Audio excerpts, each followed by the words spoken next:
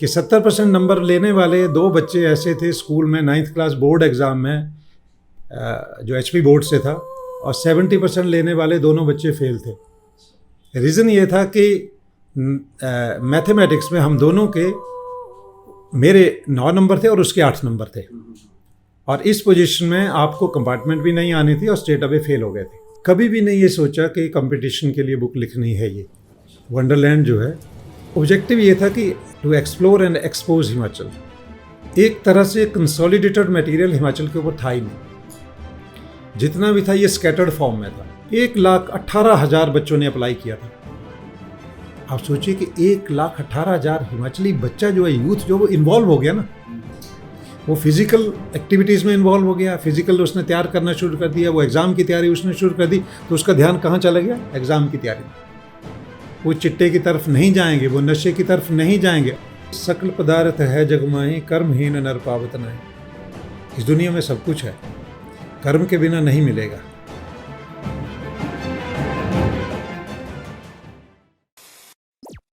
नमस्कार, स्वागत है आपका जोगटा एकेडमी के यूट्यूब चैनल में। आज जो मेरे साथ गेस्ट है, ये मेरे लिए बहुत स्पेशल है और इनको मैं बहुत लंबे समय से फॉलो करता हूँ और सर के बारे में जानने की बड़ी इच्छा रही है, तो आज मौका मिला इनसे बात करने का। डॉक्टर जगमोहन बलोखरा, आप सभी लोगों ने हिमाचल द वंडरलैंड बुक ज़रूर पढ़ी होगी, और मैं समझता हूँ ऐसा कोई भी एस्पिरेंट नहीं होगा, चाहे जिसने छोटे एग्ज़ाम की प्रिपरेशन करी होगी या HS लेवल की प्रिपरेशन करी होगी, हिमाचल में रिसर्च किया होगा, तो उन्होंने ज़रूर ये बुक पढ़ी होगी। तो मेरे खुद के भी बहुत सारे सवाल हैं, तो मेरे लिए एक सौभाग्य है कि मैं सर के साथ आज बैठा हूँ, इनसे बातचीत करूँगा और इनकी एक पूरी जर्नी के बारे में जानने की कोशिश करूँगा। सबसे पहले सर, आपका बहुत बहुत धन्यवाद कि आप मेरे कहने पर अपना समय निकाला और हमसे बातचीत करने आए। थैंक यू मिस्टर जोगटा, यहाँ बुलाने के लिए, और ये मेरा सौभाग्य है आपसे बात करना और अपनी जर्नी के बारे में आपसे शेयर करना कि ये जर्नी कहाँ से शुरू हुई और अभी हम कहाँ पे आके पहुँचे हुए हैं। Thank you very much. चलिए सर, तो जर्नी बिल्कुल शुरू से शुरू करते हैं। तो सबसे पहले अपनी एक ब्रीफ इंट्रोडक्शन दीजिए कि सर आप कहाँ से आते हो और आपकी प्राइमरी एजुकेशन कैसे हुई। मैं आपको बताना चाहता हूँ कि बलोखरा जो शब्द है, जो मेरे नाम के साथ लगा हुआ है, ये मेरे गांव का नाम है। बलोखर गांव का नाम है और वहीं से बलोखरा, क्योंकि मेरे गांव में कई सारी कास्ट के लोग रहते हैं।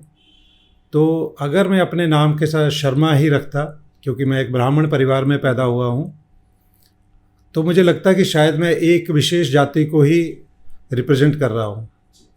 तो मैंने ये बड़े पहले ये निर्णय लिया कि मैं सभी को रिप्रेजेंट करूँ, और जब मेरे गांव का नाम आएगा तो सचमुच सभी लोग उसके साथ जुड़ जाएंगे।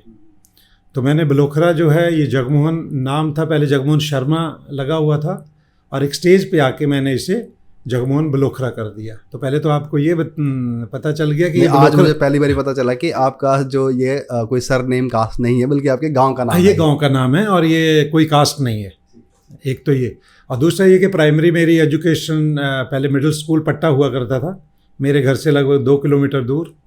तो 2 किलोमीटर दूर हम लोग उस स्कूल में जाते थे। प्राइमरी स्कूल, एक बेहतरीन स्कूल, और वहाँ के जो अध्यापक अध्यापिकाएं, उनके नाम मुझे आज भी याद हैं, क्योंकि उनका कंट्रीब्यूशन लाइफ में बहुत ज़्यादा है।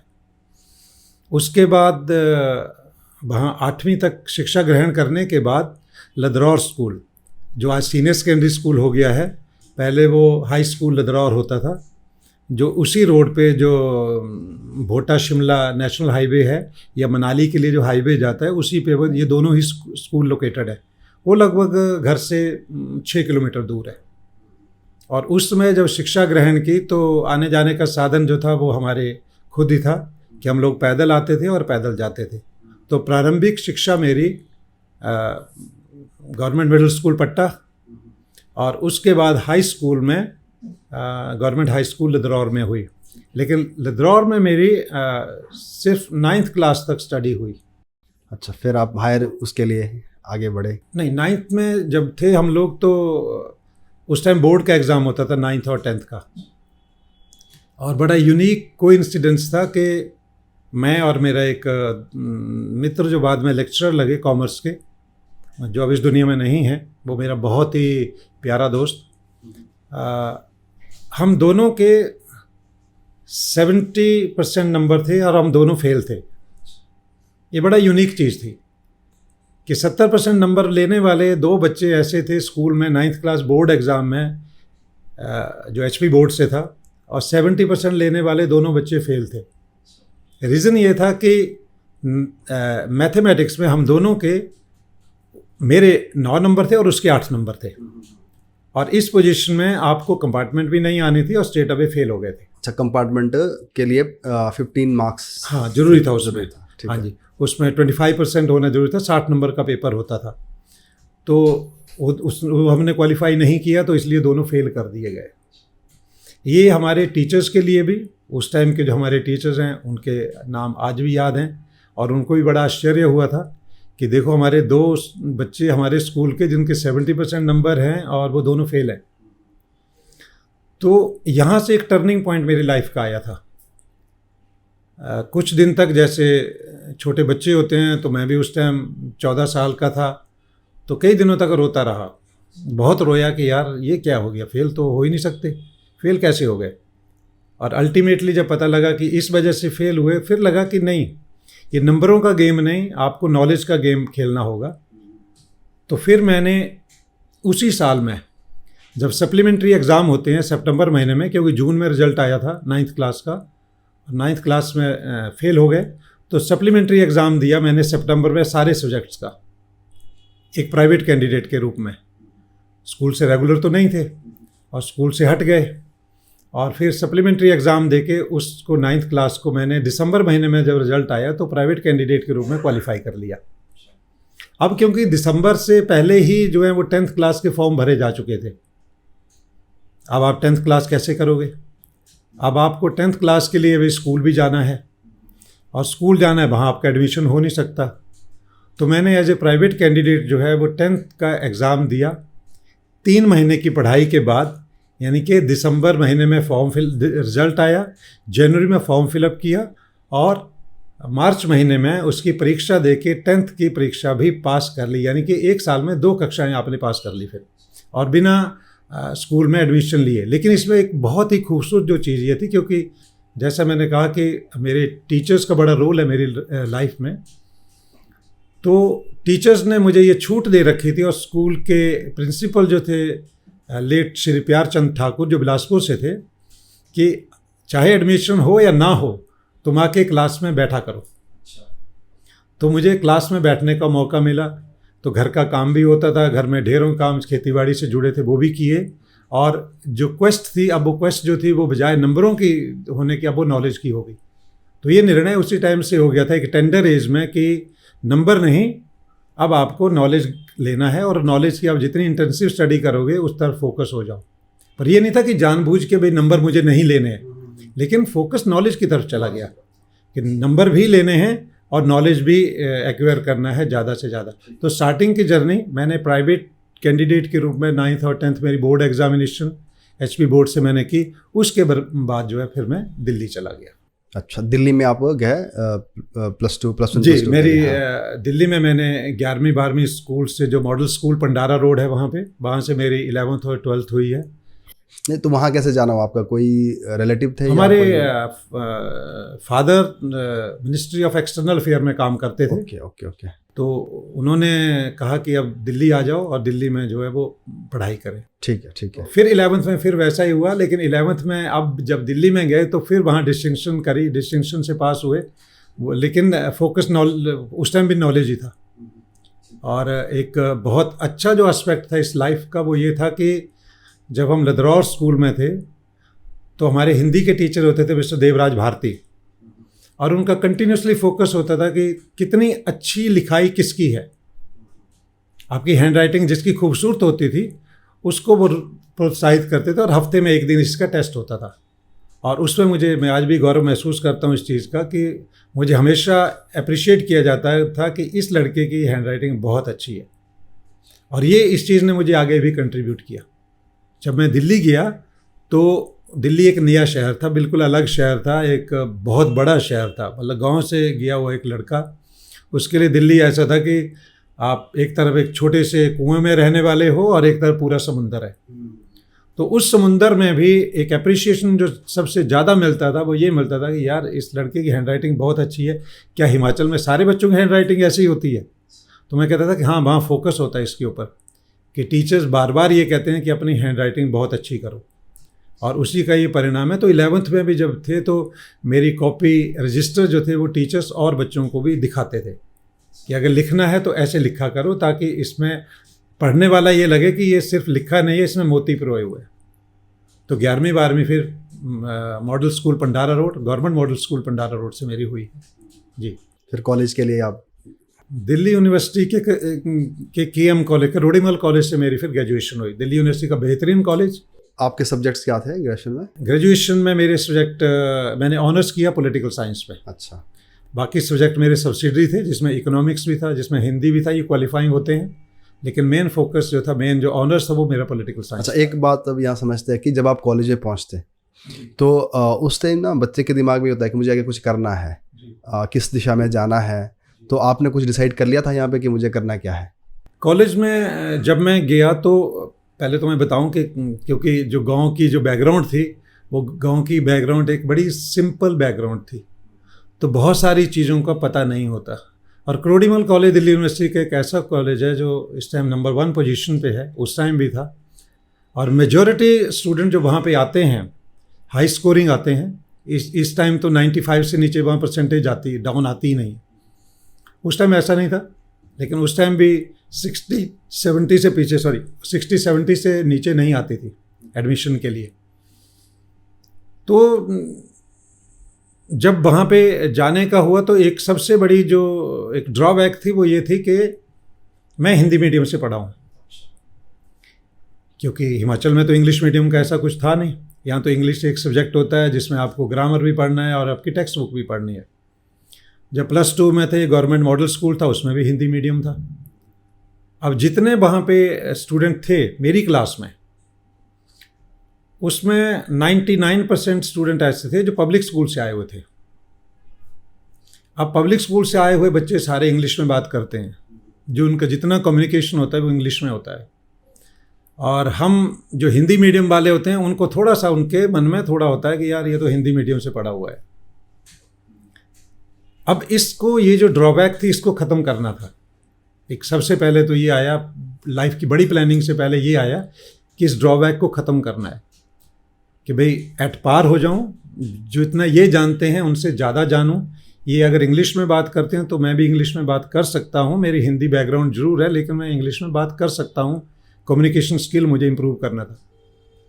कंटिन्यूसली फॉर 6 मंथ्स मैंने ये डिसाइड किया कि अगर न्यूज़पेपर पढ़ना है तो इंग्लिश का पढ़ना है, न्यूज़ अगर रेडियो पे सुननी है तो इंग्लिश में सुननी है, अगर दूरदर्शन पे न्यूज़ देखनी है तो इंग्लिश में देखनी है। And after 6 month I was at par with them. एक बराबर, जितने वो पब्लिक स्कूल से आए हुए बच्चे थे जिन्होंने 12वीं जो थी 12 साल और अपनी ज़िंदगी के लगाए थे पब्लिक स्कूल में, मैं उनके समकक्ष आ गया, उनके बराबर हो गया। और उस टाइम ग्रेजुएशन करते हुए एक आइडिया था स्टार्टिंग में कि CDS करना है, आर्मी में जाने का है। कि हाँ, क्योंकि फादर हमारे पहले आर्मी में थे और उसके बाद वो एक्सटर्नल अफेयर में आए थे, तो मन में था कि, और गांव से भी बहुत सारे लोग आर्मी में थे, तो मन में था कि आर्मी में जाना है। लेकिन जैसे जैसे टाइम निकलता गया तो एवेन्यूज़ ज़्यादा खुलते चले गए और चीज़ों के बारे में पता लगता गया, और इस तरह बड़ी सारी चीज़ें जो वो साइमल्टेनियसली डेवलप हो गई। और धीरे धीरे धीरे ग्रेजुएशन के बाद पोस्ट ग्रेजुएशन चले गए पॉलिटिकल साइंस में। साथ में टीचर्स बहुत अच्छे मिलते चले गए। आज भी सभी टीचर्स के नाम याद हैं। उनकी काउंसलिंग बहुत अच्छी होती थी, वो गाइड बहुत अच्छा करते थे, वो अपनी फील्ड के बारे में भी बताते थे, वो एडमिनिस्ट्रेटिव सर्विसेज के बारे में भी बताते थे, रिसर्च के बारे में भी बात करते थे। तो धीरे धीरे फिर लगा कि नहीं, अगर रिसर्च की तरफ भी जाया जाए तो ये भी बहुत अच्छा है। लेकिन इन बिटवीन एक फेज़ आया कि जब पेरेंट्स की इच्छा होती है, सभी पेरेंट्स की इच्छा होती है कि उनके जो बच्चे हैं वो गवर्नमेंट जॉब में जाएं। तो मेरे प्रति भी पेरेंट्स का यही था, और फादर खासकर ये चाहते थे और मदर कि भाई मैं जॉब करूं और जॉब मैं हिमाचल में करूं, कि भाई दिल्ली में एजुकेशन हो गई, पढ़ाई हो गई, और वो भी रिटायर होके गांव में आ गए।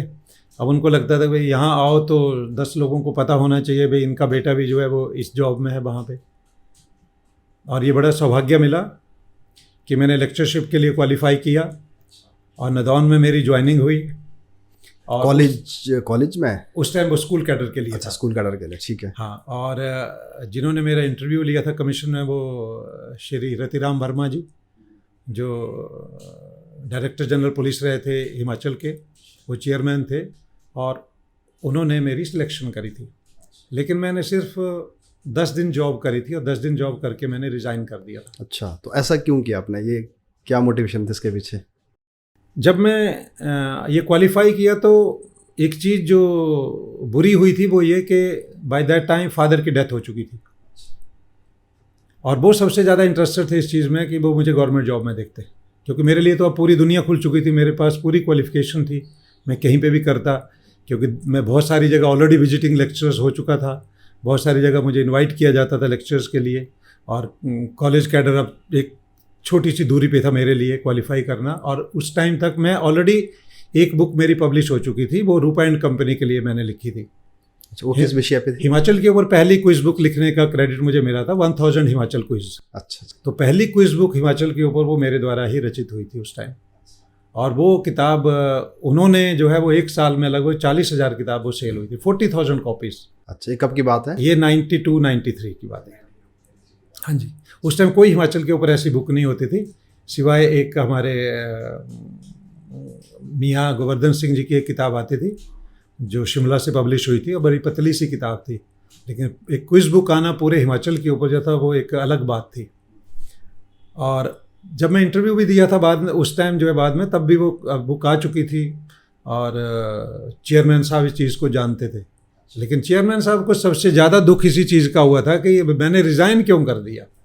वो मुझे मिले थे, उसके बाद हम बैठे हुए थे कहीं, तो बातचीत उनसे हुई, तो मैंने उनको रिमाइंड कराया कि आपने मुझे सिलेक्ट किया था ऐसे। तो उन्होंने पूछा कि अब कहाँ हैं आप? मैंने कहा मैंने तो रिज़ाइन कर दिया। तो वो शौक लगा था उन्हें कि लोग गवर्नमेंट जॉब के लिए तो दिन रात भागते हैं, आपने क्यों रिज़ाइन? तो वही मैं जानना चाहता हूँ कि ऐसी चीज़ क्या थी आपके सामने पड़ी हुई जिसके लिए आपने उस टाइम इमीडिएटली रिज़ाइन कर दिया? दो चीज़ें, जैसे मैंने कहा कि एक हो रहा था कि एक तो क्विज बुक पब्लिश करी थी, ठीक है, वो बहुत काफ़ी फेमस हो गई, बहुत तेज़ी से निकली। आपको ये समझ आ गया था कि राइटिंग मेरे लिए, राइटिंग, मैंने कहा कि मेरे में एक फ्लेयर है, वो राइटिंग स्किल मेरे में है। और उसी टाइम में मुझे फेलोशिप मैंने प्रोग्राम किया था पार्लियामेंट से, जो इंडियन पार्लियामेंट से, और उस टाइम मेरा एक थीसिस वहाँ पे मैंने दिया था कि grass root democracy in India with special reference to Himachal Pradesh.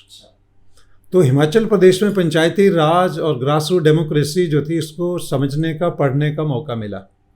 तो जब वो थीसिस में लिख रहा था तो मुझे अलग अलग लाइब्रेरीज़ में दिल्ली जाने का मौका मिला, तो मैंने पाया कि सभी स्टेट्स के ऊपर बहुत ज़्यादा लिटरेचर है और हिमाचल प्रदेश के ऊपर बहुत कम है। तो क्यों ना कुछ ऐसा किया जाए, मन में अंदर से आ रहा था कि क्यों ना कुछ ऐसा किया जाए कि इस स्टेट के ऊपर, ये छोटा सा स्टेट जो है, इसके ऊपर भी काम किया जाए। अच्छा, जब आप काम करना स्टार्ट किया उस फेलोशिप के अंडर आपने, तो आपके पास रिसोर्सेज कहाँ से आए? क्योंकि हमने तो ये देखा है कि इतने ज़्यादा रिसोर्सेज आज भी हिमाचल के नहीं दिखते हैं, है ना। जैसे कुछ बुक्स, जैसे आपकी बुक हो गई, और कुछ शोध गंगा में कुछ मटेरियल मिलता है, और कुछ उस टाइम के बुक्स लिखी गई, जैसे APF हारकोट की है, मियाँ गोवर्धन के, कुछ कुछ है ऐसी, पर इतनी ज़्यादा नहीं है। और या तो जो गजट्स है सरकार के, जो उस टाइम डिस्ट्रिक्ट गजट्स हैं, वहाँ से डाटा मिलता है। तो आपके पास क्या सोर्स था ये सब कुछ समझने का? हाँ, ये मैं बताना चाहता हूँ कि वहाँ दिल्ली में एक तो लाइब्रेरीज़ बहुत हैं, और सभी लाइब्रेरीज़ में मेरी पहुँच थी कि हर लाइब्रेरी में जाना। एक तरह से कंसोलिडेटेड मटेरियल हिमाचल के ऊपर था ही नहीं, जितना भी था ये स्कैटर्ड फॉर्म में था। यानी कि अगर पंजाब के ऊपर कोई बुक लिखी है तो पंजाब हिल स्टेट्स के ऊपर कहीं मिल जाएगी आपको इन्फॉर्मेशन, या कांगड़ा के जो कांगड़ा हिल्स के बारे में, या कांगड़ा प्रिंसली स्टेट्स में, उनके बारे में मिल जाएगी। या जब आप जम्मू कश्मीर के बारे में पढ़ रहे हैं तो आपको कांगड़ा और चंबा के बारे में इन्फॉर्मेशन मिल जाएगी। लेकिन कंक्रीट इन्फॉर्मेशन नहीं होती थी, इंटर रिलेटेड भी नहीं होती थी कि उनका आपस में कोई संबंध हो, लेकिन स्कैटर्ड रेफरेंस आ जाता था, ऐसे ऐसे ऐसे ऐसे। अब उसको एक प्रॉपर शेप में, ये एक डेस्टिनी का पार्ट था कि उसको प्रॉपर शेप में लाने के लिए मुझे 5 years लगे, 5 long years। आप ये सोचिए कि 5 साल कंटिन्यूसली। जो आपकी जो थीसिस वाला काम था पंचायती राज पे, वो हो चुका था? वो तो हो चुका था। अच्छा, अब आपने उसको कंप्लीट करके अपने एक प्रोजेक्ट अपना खुद का पकड़ लिया? जी, अब मैंने एक नया शुरू किया कि देखो, मैं कुछ और कर सकता हूँ, इससे डिफरेंट कर सकता हूँ, और मुझे लगा कि मैं बेहतरीन कर सकता हूँ। तो थीसिस तो पहले ही हो गया, और उसके ऊपर भी बहुत सारी इन्फॉर्मेशन थी कि पूरा पंचायती राज सिस्टम कैसे और कहाँ कहाँ से क्या क्या हुआ। आज भी बहुत सारी ऐसी इन्फॉर्मेशन है जो गूगल पे नहीं मिलेगी और उस थीसिस में मिल जाएगी। तो उसी टाइम जब मैंने ये काम शुरू किया तो कंटिन्यूसली फिर लिखना शुरू किया, और हर लाइब्रेरी विजिट करी। कुछ लाइब्रेरीज ऐसी हैं, जैसे सेंट्रल सेक्रेटेरिएट लाइब्रेरी है जो दिल्ली में है, शास्त्री भवन में, बहुत बड़ी लाइब्रेरी है, उसमें थाउजेंड्स में बुक्स हैं। उसका जो बेसमेंट है, उस बेसमेंट में राइट फ्रॉम द बिगिनिंग आज तक जितने भी न्यूज़पेपर पब्लिश हुए हैं वो पूरे के पूरे न्यूज़पेपर आपको वहाँ पे मिल जाते हैं। उसकी मंथली कंपाइलेशन होती है वहाँ पे। तो बड़ा रिक्वेस्ट करने के बाद वो बेसमेंट खुलवाया, और बेसमेंट में जाके देखा तो उसमें ब्रिटिश पीरियड के सारे न्यूज़पेपर आपके पास अवेलेबल थे। ब्रिटिश पीरियड के न्यूज़पेपर में पूरे जो हैं आर्टिकल्स वगैरह अलग अलग आए होते थे, वो सारे थे। फ्रीडम स्ट्रगल के बारे में पूरी की पूरी इन्फॉर्मेशन न्यूज़पेपर में आ रही इन्फॉर्मेशन, उसमें कौन सा इवेंट कहाँ पे हुआ, वो सारे थे वहाँ पे। हालत ये हो जाती थी मिस्टर जोगटा कि जब मैं लाइब्रेरी का उसका टाइमिंग 9 to 6 था, सुबह 9 बजे खुलती थी, तो खुलने से पहले मैं बाहर खड़ा होता था कि जैसे ही खुलेगा तो मैं अंदर चला जाऊंगा, और 6 बजे जब निकलता था तो मेरी हालत वैसे ही होती थी कि कैसे जैसे रोड पे कोई मजदूर काम कर रहा होगा, क्योंकि जितनी भी कंपाइलेशन थी वो हार्ड बाउंड में कंपाइलेशन थी, और सबके ऊपर इतनी इतनी मिट्टी चढ़ी होती थी, क्योंकि कोई यूज़ ही नहीं करता। वो सिर्फ रिकॉर्ड पॉइंट ऑफ व्यू से वहाँ पे रखी जाती है, हर साल हर महीने। तो जब निकलता था तो ये हालत हो जाती थी, और लगता था कि यार ये चल क्या रहा है, किस तरह से ये सारे का सारा इन्फॉर्मेशन, क्योंकि डेली न्यूज़ वहाँ से कलेक्ट करनी, प्रॉपर शेप में उसको लाना, अच्छा फिर बैठने की जगह नहीं, वहाँ बेसमेंट में बैठने की जगह, स्टैंडिंग आपको खड़े खड़े ही सारा करना, और मंथ वाइज जो न्यूज़पेपर है वो मंथ वाइज ही उसको लेना। उस महीने में कितना हिमाचल के ऊपर आया, कितना हिल स्टेट्स के ऊपर आया, ये सारी की सारी इन्फॉर्मेशन वहाँ से कलेक्ट होती चली। अच्छा, आप बोल रहे हो कि ये सब कुछ करने में आपको 5 साल लगे। अच्छा, अगर वैसे मैं थोड़ा आपकी पर्सनल लाइफ की तरफ जाऊँ, तो उस टाइम दिल्ली में रह रहे आप, तो आपकी मैरिज उस टाइम हो गई थी? मेरी मैरिज बाद में हुई, मेरी मैरिज 94 में हुई, और 94 में वो ऐसा ही पीरियड था जब मैं काम भी कर रहा था साथ में। तो मैरिज आपकी हिमाचल से हुई? नहीं, मेरी मैरिज दिल्ली में ही हुई। दिल्ली में मैरिज हुई। हाँ जी। तो आपके साथ और कौन रहता था उस टाइम?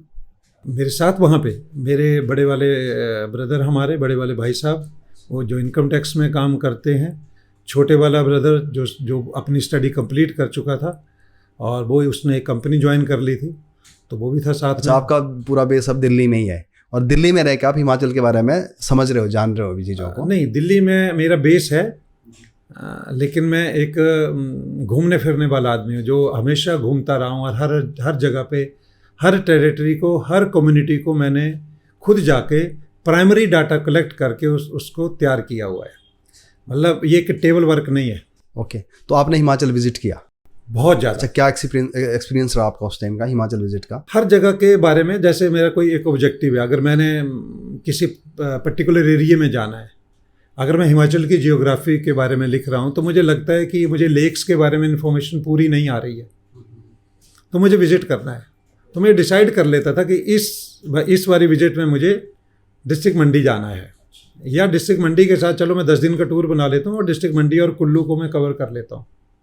तो मैं उन एरियाज़ को कवर करके वो इन्फॉर्मेशन पूरी, उसको पूरा ऑथेंटिक करने के लिए उसे विजिट करता था, ताकि रीडर्स को जो है प्रॉपर इन्फॉर्मेशन मिल सके।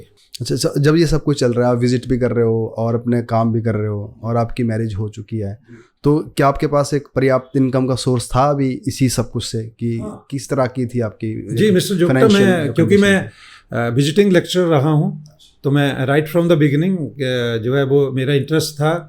मुझे लेक्चर देने में बहुत मज़ा आता था, स्टूडेंट के साथ इंटरेक्ट करने में बहुत मज़ा आता था। जबकि आप सोच सकते हैं कि उस टाइम बहुत सारे स्टूडेंट ऐसे थे जो कंपटीशन की तैयारी कर रहे थे, उसमें से कई ऐसे थे जो मेरे से बड़े थे। तो जब मैं विजिटिंग लेक्चर जैसे जाता था, तो स्टार्टिंग में पता ही नहीं स्टूडेंट को होता था, जब फर्स्ट टाइम जाता था। विजिटिंग लेक्चर आपके कॉलेज में होते थे या अलग अलग इंस्टीट्यूट्स में? हाँ, अलग अलग इंस्टीट्यूट्स में, दिल्ली में। हाँ जी, अच्छा, दिल्ली में। तो उनको ये पता ही नहीं होता था कि ये जो है ये हमारे साथ स्टूडेंट है या ये हमारे लेक्चरर हैं, आज हमें लेक्चर देने जा रहे हैं। तो ऐसा कई बारी हुआ, बहुत बारी ऐसा हुआ कि स्टूडेंट को ऐसा नहीं हुआ, लेकिन जब हम क्लास में गए तो फिर उसके बाद जो था वो स्टोरी अलग हो जाती थी। तो सोर्स ऑफ इनकम वो साथ साथ में चलता रहा।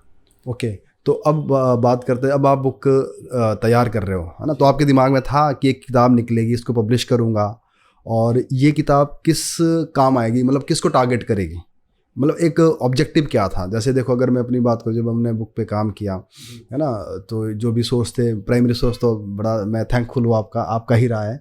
और मुझे लगता है कि जहाँ मैं हूँ आज, तो मुझे इस प्लेटफॉर्म से ये कहने में कोई वो नहीं है, अतिशयोक्ति नहीं होगी कि एक ग्रेटिट्यूड है मेरे अंदर आपके लिए, कि उसकी वजह से हमको भी आगे बड़ा अच्छा काम करने को मिला है। तो जैसा मेरे दिमाग में बड़ा क्लियर था कि भैया मैं किस चीज़ के लिए इस किताब को बना रहा हूँ, क्योंकि कंपटीशन की तैयारी है उसके लिए। तो आपके दिमाग में क्या चल रहा था उस टाइम कि किस पर्पस के लिए है ये? कभी भी नहीं ये सोचा कि कंपटीशन के लिए बुक लिखनी है। ये वंडरलैंड जो है, इसके पीछे ऑब्जेक्टिव ये था। पहले तो I am very thankful to you कि आपका इस चीज़ के लिए धन्यवाद कि आप ये कहते हैं कि मेरी वजह से आप इंस्पायर हुए, इसलिए सर इंस्पायर भी हुए, और एक प्राइमरी सोर्स भी बोल सकता हूँ मैं इसको ना। तो ऑब्जेक्टिव ये था कि to explore Himachal, to explore and expose Himachal, let's take Himachal to everybody. कि अक्सर ये सुनने को मिलता था कि हिमाचल की कोई हिस्ट्री नहीं है। आप किसी भी प्रोफेसर से, किसी भी राइटर से, हिस्टोरियन से ये पूछो कि बिफोर 1995 आपको क्या हिमाचल की हिस्ट्री कहीं मिलती थी, तो उनका एक सिंपल जवाब आता था, नहीं। या वो ये कहते थे हिमाचल की कोई हिस्ट्री नहीं है। और ये जो फीलिंग थी ना, मैं अल्टीमेटली एक प्योर हिमाचली हूँ, आप इस चीज़ को मान के चलिए कि मेरी हर रग में, हर जगह पे, मैं पूरा हिमाचल बसा रहता है। और जब भी कभी सोचता हूँ तो अपने गांव, अपने प्रदेश के बारे में ध्यान में रहता है। तो ऑब्जेक्टिव ये था कि एक ऐसा कुछ करूँ कि सब पढ़ें उसे, चाहे वो रिसर्च स्कॉलर हों, जनरल रीडर्स हों, या फिर और कोई कंपटीशन ध्यान में था ही नहीं, नेवर। ये था कि हिमाचल को एक्सपोज करना, हिमाचल को लोगों तक ले जाना कि हिमाचल की अपनी हिस्ट्री है। और आप जिस किसी के पास भी शुरू का एडिशन होगा तो लगभग 550 पेजेस के करीब वंडरलैंड के पेजेस थे जो फर्स्ट एडिशन आया था। और इस बुक की कॉस्ट उस टाइम 145 रुपीज़ होती थी। 550 पेजेस 145। एंड जब मैं यूनिवर्सिटी में गया तो यूनिवर्सिटी में बुक सेलर वहाँ पे थे, तो मैंने कहा कि ऐसे ऐसे जो है वो किताब आ रही है और उसकी कीमत इतनी है। तो वो शॉक हो गए कि इतनी महंगी किताब 145 रुपीज़, क्योंकि उस समय मियाँ जी की किताब 35 रुपये में मिलती थी। मियाँ गोवर्धन सिंह जी की किताब, अ ग्रेट मैन, बहुत काम किया उन्होंने, बहुत अच्छा काम किया। क्योंकि एक लिमिटेड रिसोर्सेज के साथ काम करना ना बहुत मुश्किल। आपसे उनका मिलन था, कभी बातचीत? जी, मैं मिला उनसे। अच्छा। और उनका जो अप्रिशिएशन है वो सिंपल ये था कि जो काम बलोखरा जी आपने कर दिया वो काम कोई नहीं कर पाएगा। उन्होंने कहा मैं थ्रू आउट पूरी ज़िंदगी मैंने लाइब्रेरी में लगा दी, पर आपके सोर्सेज जो हैं वो तो मैं भी हैरान हो जाता हूँ जब मैंने देखा कि आपने क्या लिख दिया, कितना ज़्यादा लिख दिया और क्या क्या लिख दिया, जिसके बारे में सोच के हमें भी हैरानी होती कि हाँ है तो है, सुना तो था, लेकिन उसका रिटन में कोई रिकॉर्ड नहीं था। तो ये उनके शब्द थे। देवराज शर्मा जी जो कमीशन के चेयरमैन भी रहे हैं, उनकी हिमाचल एक परिचय जो है वो तो उनसे भी बातचीत होती थी और बड़े वो अपने टिपिकल स्टाइल में अप्रिशिएट करते थे जब उनसे बात होती थी। और रिटायरमेंट के बाद भी जब मिलते थे तो एक प्रश्न उनका होता था कि आप लिखते कब हैं, इतना कैसे लिखते हैं? तो ये डेस्टिनी थी, ये सिंपली भगवान का एक गिफ्ट है जो इस तरह से आया। तो ऑब्जेक्टिव जो है, मेन प्रश्न था आपका कि ये क्या टारगेट था, तो टारगेट स्टूडेंट नहीं थे, रीडर्स थे। और रीडर्स में भी सामने वाले रीडर्स नहीं थे, मैं रीडर खुद था।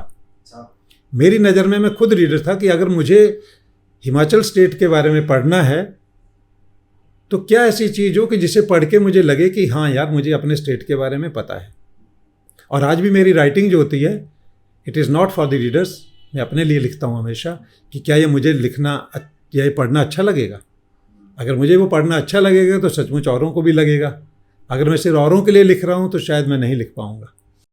तो ठीक है, तो ऐसा कब आपको ये लगा और ये हुआ भी कि ये एक इकलौती किताब बन गई हिमाचल प्रदेश में कॉम्पिटिटिव एग्ज़ाम की प्रिपरेशन करने वालों के लिए? Very first edition 1995। क्योंकि जैसा मैंने बोला कि मुझे लगा कि 145 रुपये में शायद कोई किताब नहीं खरीदना, जैसा ओपिनियन था बुक सेलर्स का वहाँ पे। लेकिन जिस स्पीड से ये किताब बिकी और एक नाम, वो नाम मुझे ध्यान में मैंने इंटेंशनली नहीं रखा, वंडरलैंड हिमाचल प्रदेश, लेकिन ये आइडेंटिटी बन गई कि लोग वंडरलैंड मांगते हैं। इवन जो अदर बुक्स मेरी हैं उनके बारे में भी बोलते हैं छोटे वाली वंडरलैंड दे दो। ये मेरे खुद मैंने देखा है कि छोटे वाली वंडरलैंड दे दो। अब छोटे वाली वंडरलैंड से उनका मतलब पैराडाइज से होता है, छोटे वाली वंडरलैंड से उनका मतलब ऑब्जेक्टिव फॉर्म में एक बुक आई थी, जैसे वो क्विज बुक आई थी, उससे मतलब होता है, पर उनका अल्टीमेट टारगेट बलोखरा होता है कि बलोखरा की छोटे वाली वंडरलैंड दे दो। तो 1995 में ही ये अपने आप में रिकॉर्ड बनता चला गया, जिस स्पीडली डिमांड बढ़नी शुरू हुई और फिर एक स्टेज आती चली गई कि ये हर 2 साल के बाद रिवाइज होती गई और इसका 2009-10 में इसका वॉल्यूम बढ़ के जो है वो 1100 पेज का पहुंच गया, जो 550 पेज का था। नहीं, जैसे पब्लिकेशन आपका खुद का है भी, HG पब्लिकेशन है ना, तो ये आपने क्या शुरू से ही अपना पब्लिकेशन स्टार्ट कर दिया था कि क्या शुरू में पहले कहीं और ही पब्लिश करवाई थी? नहीं, वंडरलैंड तो मैंने खुद ही पब्लिश करी है, हाँ जी। लेकिन मैंने जो फर्स्ट मेरी बुक थी वो रूपा एंड कंपनी ने पब्लिश करी थी, बहुत बड़ा पब्लिशिंग हाउस है और उन्होंने पब्लिश करी थी। और उसके बाद फिर जब वंडरलैंड मैंने लिख दी थी तो कोशिश यही थी कि भाई शायद मैं हो सकता है मैं जॉब में चला जाऊं, हो सकता है, क्योंकि मेरे पास आ रहा था, हर चीज़ का स्कोप था, एलिजिबिलिटी सारी थी, डॉक्टरेट हो चुकी थी। तो मैंने नेशनल बुक ट्रस्ट से कहा कि मेरी ऐसे ऐसे बुक है, ये पहले आ चुकी है और आप पब्लिश करें अगर। तो उनको मैंने पूरा दिखाया सारे का सारा, तो उनको लगा कि भाई he is a new author और किताब बड़ी है, नहीं चली तो हमारा पैसा बर्बाद हो जाएगा। इसी तरह 2-3 और पब्लिशर से बात करी, तो नेशनल बुक ट्रस्ट नॉर्मली जो राइटर्स को प्रमोट करता था उन्होंने भी नहीं किया। और फिर रूपा एंड कंपनी से, तो रूपा एंड कंपनी वाले बोले कि सर देखो, छोटी किताब पब्लिश करना आसान है, लेकिन बड़ी किताब हमें नहीं लगता कि भाई तेज़ी से बिक पाएगी। मतलब ये डेस्टिनी में ऐसा लिखा था कि आपको रिजेक्ट किया जाएगा और आपको रिजेक्ट किया जाएगा और रीडर्स आपको एक्सेप्ट करेगा। तो वो फिर मैंने एक डिसाइड किया कि नहीं, मेरे पास इतना फाइनेंस हो गया था कि मैंने सोचा कि मैं खुद पब्लिश करूँगा इसे, और मैंने खुद ही पब्लिश किया।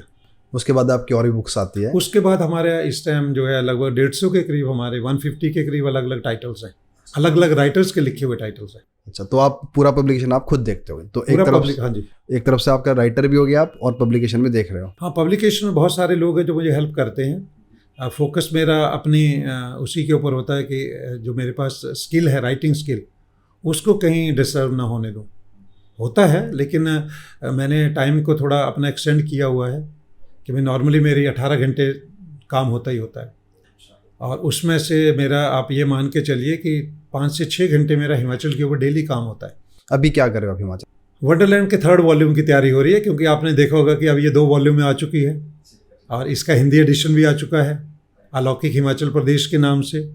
तो बीच का टाइम तो पूरा ट्रांसलेशन में गया, क्योंकि मैंने ट्रांसलेशन वर्क के लिए कई सारे लोगों को संपर्क किया कि भाई वंडरलैंड इंग्लिश वाली जो बुक है उसका ट्रांसलेशन करना है तो आप कर दीजिए। तो नहीं कर पाया कोई, और जब नहीं कर पाया कोई तो फिर मैंने खुद ही उसका पूरी की पूरी किताब का ट्रांसलेशन किया, और अब ये हिंदी और इंग्लिश दोनों में 2-2 वॉल्यूम दोनों के हैं, और 3rd वॉल्यूम के ऊपर सोच रहा हूँ कि एक और वॉल्यूम किया जाए, क्योंकि अभी भी कुछ लगता है कि कुछ लिखने को रह गया है। और सर आप देखो 95 में आपकी किताब आती है, 90 से स्टार्ट किया आपने, तो करीब करीब 23 साल आपके बुक को आगे हो गए और 35 साल आपके पूरे इस राइटिंग जर्नी में निकल गए। तो सर आप ना इस पूरी जर्नी में अपने अंदर क्या चेंज पाते हैं? राइटिंग के लिए, राइटिंग के ऊपर आपने रिसर्च किया, हिमाचल घूमा और किताब को मार्केट में बच्चों के बीच जाते हुए देखा, उनकी सक्सेस देखी, और आज हिमाचल में कोई भी ऐसा ऑफिसर नहीं होगा जिसने आपकी बुक नहीं पढ़ी होगी, और कोई भी ऐसा एस्पिरेंट नहीं होगा जिसकी टेबल पे आपकी बुक नहीं पढ़ी होगी। तो मतलब अगर आपके इर्द गिर्द सब कुछ हो रहा है, आप स्ट्रगल भी कर रहे हो और एक अप्रिसिएशन मिल रही है, तो कहीं ना कहीं आपकी जो पर्सनल जो लाइफ है, पर्सनैलिटी है, वो भी चेंज होती है। तो उसमें किस तरह का बदलाव आया आपके? वो एक पुरानी वाली कहावत है, miles to go and miles to go before I sleep. Simple इसी में है, क्योंकि आज भी गांव वालों के लिए वैसे ही मुंडू हूँ जैसे हमारे हिमाचल में बोलते हैं, और आज भी वैसे ही रहता हूँ। सिंपलिसिटी में कोई चेंज नहीं है, लोगों से मिलना आज भी वैसे ही अच्छा लगता है, हर जगह जाना अच्छा लगता है, अपने रिलेशंस में भी जाना अच्छा लगता है, जो अननोन लोग हैं वो भी आते हैं, उनसे मिलना भी अच्छा लगता है। और ये है कि एक अपॉर्चुनिटी भगवान ने हमें दी एजुकेशन एक्वायर करने की, सबको नहीं मिलती। तो जो एजुकेशन एक्वायर की, उसका सोसाइटी को उससे कई गुना वापस करना हमारा फ़र्ज बन जाता है। ये मॉरल रिस्पॉन्सिबिलिटी है कि हम सोसाइटी को उससे कई गुना ज़्यादा जो है वो दें, ताकि आने वाली पीढ़ियाँ ये कहें कि yes there was a man by this name जिसने हिमाचल के ऊपर ये सब हमें दिया हुआ है, क्योंकि उससे आगे लिखा जाएगा। आप एक और चीज़ आपको ध्यान में मैं ऐड करना चाहता हूँ कि स्कैटर्ड हिस्ट्री हिमाचल की 1950 तक मिल जाती थी, कहीं ना कहीं आप उसको लिंक कर सकते थे, छोटे फॉर्म में कर सकते, जैसे मियाँ जी ने किया या देवराज शर्मा जी ने किया। लेकिन व्हाट आफ्टर 1950, उसके बाद की हिस्ट्री तो लिखी नहीं गई थी। तो मॉडर्न हिमाचल जो है, मॉडर्न हिमाचल की पॉलिटिकल हिस्ट्री जो है, वो भी तो एक लिखना चैलेंज था ना, कि साहब कौन सी गवर्नमेंट बनी, कैसे गवर्नमेंट बनी, कौन से लोग थे, कैसे मिनिस्ट्री बनी, कितनी कन्फ्रंटेशन बीच में थी, कौन से प्रेशर ग्रुप्स काम कर रहे थे, मिनिस्ट्री फॉर्मेशन कैसे हुआ, गवर्नमेंट की प्लान क्या थी, उस क्या प्रोग्राम्स थे गवर्नमेंट के, इलेक्शन में क्या इशू थे, परसेंटेज क्या रहा, लोगों का पार्टिसिपेशन क्या रहा। ये बहुत ही डिफ़िकल्ट काम था, क्योंकि ये आपकी करंट है, ये तो लोग आपको करंट जानते हैं, आपकी परिस्थितियां जो है, जो स्टेट में है, इनको तो लोग जानते हैं सारे, लेकिन रिटर्न फॉर्म में नहीं है। लेकिन सबको पता है कि डॉक्टर परमार कब चीफ मिनिस्टर बने, सबको पता है कि रामलाल जी कब चीफ मिनिस्टर बने, कब गवर्नर बने, ये तो आइडिया है ही है। एग्जैक्ट डेट नहीं होगी तो ये तो पता है कि है, लेकिन आपको उसको प्रेजेंट करना प्रॉपर फॉर्म में बहुत बड़ी चैलेंज थी। और आपको खुशी होगी इस चीज़ की, और आपने देखा भी होगा कि मैंने ऑलरेडी जो है 2022 तक की जो है वो हिमाचल की मॉडर्न हिस्ट्री भी लिख दी है इन्हीं बुक्स में। आपको जो अभी करंट जो गवर्नमेंट है हिमाचल में, श्री सुखविंदर सिंह सुक्खू जी की कांग्रेस गवर्नमेंट जो है, इसकी भी गवर्नमेंट फॉर्मेशन तक की हिस्ट्री जो है वो पूरी लिख दी है। तो आपको करंट हिस्ट्री मिल रही है और पूरा इन्वॉल्वमेंट उसमें जो है वो है। तो इसीलिए कहा कि miles to go and miles to go before I sleep, यानी कि आखिरी सांस लेने तक से पहले शायद बहुत अभी लंबा सफ़र होगा, बहुत कुछ करना होगा, और जितने डेस्टिनी में होगा वो पूरा किया जाएगा सारे का सारा। ये देखो बहुत बड़ी एक इंस्पिरेशनल बात है हम सब लोगों के लिए, जो व्यूअर्स हैं उनके लिए भी। तो इसी बात को अगर आगे बढ़ाएं तो अब ने ये देखते हैं, जैसे आजकल बच्चे तैयारी कर रहे हैं, प्रिपरेशन कर रहे हैं, है ना, आपकी बहुत सारे बच्चों से बातचीत होती होगी। तो हमारी स्टेट में बड़ा एक दौर चल रहा है, अनएम्प्लॉयमेंट है काफ़ी, मतलब बढ़ रही है, तो उसमें बच्चे कहीं ना कहीं डिसअपॉइंट हो जाते हैं, है ना। तो जैसे अगर आपकी जर्नी को देखें तो आपने कभी ये अपने लिए एक चैलेंज समझा नहीं है, मैं कुछ कर नहीं पाऊँगा, और ये भी हमने देखा आपसे बात करके ये समझा कि आपने अपनी जो जॉब थी, जिसके लिए हिमाचल का हर एक पेरेंट्स है, बच्चे चाहते हैं कि सरकारी नौकरी लग जाए, और आपने वो छोड़ी। और जैसे आपने एक बड़ी अच्छी बात बोली, तो मेरे लिए तो बड़ा कुछ ऑप्शन खुल गए थे। तो आप हिमाचल का जो यूथ है उनके लिए क्या संदेश देता हो इस बात के ऊपर कि क्या अपॉर्चुनिटीज हो सकती है? जी बिल्कुल ठीक प्रश्न, और बहुत बाजी प्रश्न है आपका। पहले तो यह कि अपने को एलिजिबल करिए, आपके पास क्वालिफिकेशन इतनी होनी चाहिए कि आपके पास ज़्यादा एवेन्यूज़ हों। आप सिंपल लीजिए कि अगर एक मैट्रिकुलेट है, उसके पास कितनी जॉब के ऑप्शन है, उसके बाद फिजिकल लेबर का ऑप्शन खुला है, या आज की डेट में आपके टेक्निकल जो कुछ नॉलेज आ गए हैं, सोशल मीडिया, उसकी वजह से स्कोप खुल गया है। अदरवाइज एक मैट्रिक अगर किया हुआ बच्चा था आज से 10 साल पहले, तो उसके पास सिर्फ दिहाड़ी लगाने के सिवाय कोई काम नहीं था, कर ही नहीं सकता था, क्योंकि उसको क्वालिफाइड नहीं है वो। लेकिन जब वो ग्रेजुएट बन जाता है तो उसके पास जॉब का स्कोप कहीं ज़्यादा हो जाता है, वो सारी गवर्नमेंट जॉब के लिए एलिजिबल हो जाता है। सर गवर्नमेंट जॉब ही नहीं है तो कैसे करेंगे? आज तो बच्चा अगर एक पीएन की पोस्ट निकलती है तो वहाँ भी तो पीएचडी अप्लाई कर रहा है। तो क्या ये मेंटालिटी है कि हम कुछ और नहीं कर सकते, या हमारी स्टेट अपॉर्चुनिटी नहीं दे रही है कुछ और करें, या वो कहीं बाहर निकल नहीं पा रहे हैं, है ना, तो पढ़े लिखे ज़्यादा हो गए और जो गवर्नमेंट जॉब है वो लिमिटेड है? गवर्नमेंट जॉब लिमिटेड है, लेकिन स्कोप तो हर जगह बना रहता है। आप जरूरी नहीं है कि गवर्नमेंट जॉब में जाएं। कितने % गवर्नमेंट जॉब होंगी, आप उसके लिए तो आपको कम्पीट करना ही पड़ेगा। और गवर्नमेंट जॉब्स हैं, ऐसा नहीं है कि नहीं है, पर मैं ये बड़े फ्रैंकली कहता हूँ, पूरी जिम्मेवारी से कहना चाहता हूँ कि गवर्नमेंट्स हिमाचल प्रदेश में डिसऑनेस्ट हैं लोगों के लिए, मतलब बेईमान जिसे कहते हैं, बेईमान सरकारें हैं, सभी सरकारें irrespective to the political ideology. वो कोई भी सरकार हो, किसी भी पार्टी की हो, वो लोगों के प्रति, यूथ के प्रति उनका जो नज़रिया है वो बहुत ही डिसअपॉइंटिंग है। देखो, मैं ना हर जगह ये बात पूछता हूँ कि ऐसा क्यों है। अगर हिमाचल में अभी देखोगे आपको 35% यूथ है, तो अगर यूथ है तो ये तो हमारी स्टेट का एक सबसे बड़ा एसेट है। इसको ट्रेन करना चाहिए, इसको ह्यूमन रिसोर्स की तरह से स्किल्ड करना चाहिए, अपॉर्चुनिटीज़ ओपन करनी चाहिए। तो इसकी तरफ क्यों इतना ध्यान नहीं जाता कि आपने देखो, आप इतने लंबे टाइम से काम कर रहे हो, समझ रहे हो बातों को, और हिमाचल की पूरी ज्योग्राफिक कंडीशन समझते हो, इकोनॉमी समझते हो, बट ऐसा क्यों रहा हमेशा कि ये जो इतना बड़ा सेक्शन है इसको हमेशा नेग्लेक्ट कर दिया गया? पॉलिटिकल लीडरशिप जो होती है, देखिए जो पॉलिटिकल लीडरशिप है मिस्टर जोगटा, उसका एक विज़न होना चाहिए। अगर सिर्फ विज़न इतना है कि मुझे पॉलिटिकल पावर गेन करनी है तो ये डिस्ट्रक्टिव है, ये विनाशकारी है। हाँ, अगर पॉलिटिकल लीडरशिप ये ध्यान में रखती है कि मुझे विकास करना है और लोगों को लाइवलीहुड्स के लिए, उनका जीवन निर्वाह करने के लिए साधनों का जो है संपन्न बनाना है उन्हें, तो अप्रोच फिर डिफरेंट हो जाएगी। मैं आपको ज़रा सा एक एग्जांपल देता हूँ।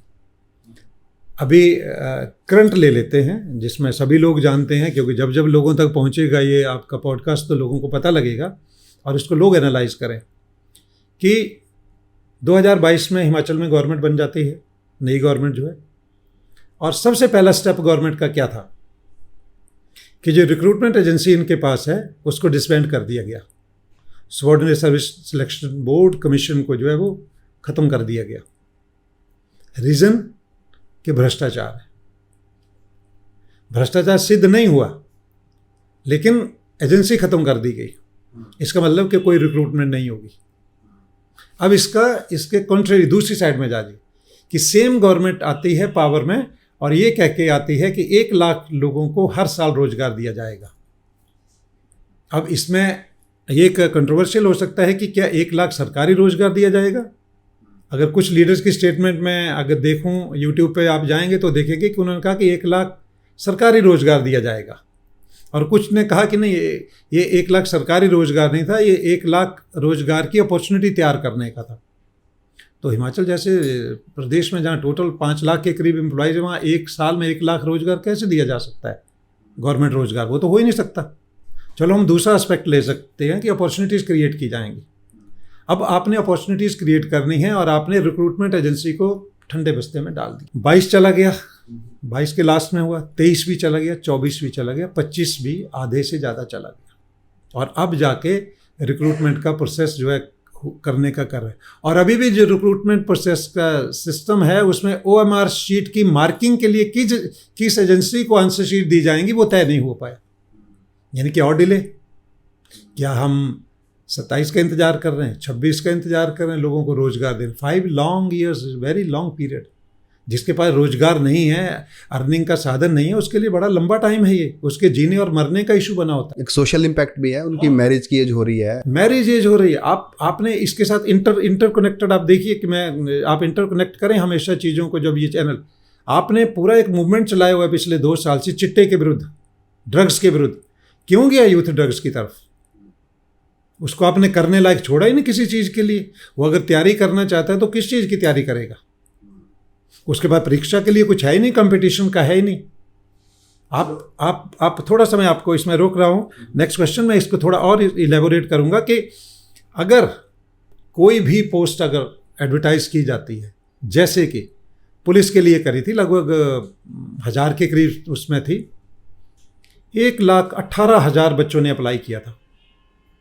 आप सोचिए कि 1,18,000 हिमाचली बच्चा जो है, यूथ जो वो इन्वॉल्व हो गया ना, वो फिज़िकल एक्टिविटीज़ में इन्वॉल्व हो गया, फिज़िकल उसने तैयार करना शुरू कर दिया, वो एग्ज़ाम की तैयारी उसने शुरू कर दी, तो उसका ध्यान कहाँ चला गया? एग्ज़ाम की तैयारी में। अभी आपने TGT का एडवर्टीजमेंट किया हुआ है, TGT arts, medical, non medical.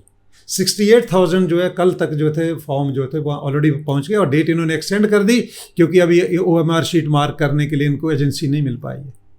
68,000 बच्चा, मेल फीमेल यंग, हमारे एग्ज़ाम की तैयारी में लग जाएंगे। वो चिट्टे की तरफ नहीं जाएंगे, वो नशे की तरफ नहीं जाएंगे। और देखिए इकोनॉमिक एस्पेक्ट देखिए, जब एक बच्चा एग्ज़ाम के लिए तैयारी करने के लिए होता है, एडवर्टीज होती है कोई भी पोस्ट जो है, तो फॉर्म भरा जाता है, फॉर्म के साथ फीस लगती है, फीस जाती है गवर्नमेंट को, राइट। और जब वो बच्चा तैयारी करता है तो तैयारी करने के लिए वो कहाँ जाता है? मार्केट जाता है, मार्केट से वो बुक्स खरीदता है। इकोनॉमी देखिए कैसे मूव करेगी, वो बुक्स खरीदता है, बुक्स की सेल होती है, उसका इम्पैक्ट किसके ऊपर पड़ेगा? शॉपकीपर के ऊपर, और जहाँ से बुक्स आ रही हैं उसके ऊपर। वो तैयारी कर रहा है, उसको लिए क्या चाहिए? उसको पेंसिल भी चाहिए, पेन भी चाहिए और नोटबुक भी चाहिए, क्योंकि उसे नोट्स भी बनाने, उसकी भी तैयारी कर रहा है। वो ट्रैवल कैसे कर रहा है? वो ट्रैवल बाई बस कर रहा है, तो बस में भी किराया पे हो रहा है, यानी कि इकोनॉमी और मूव कर रही है।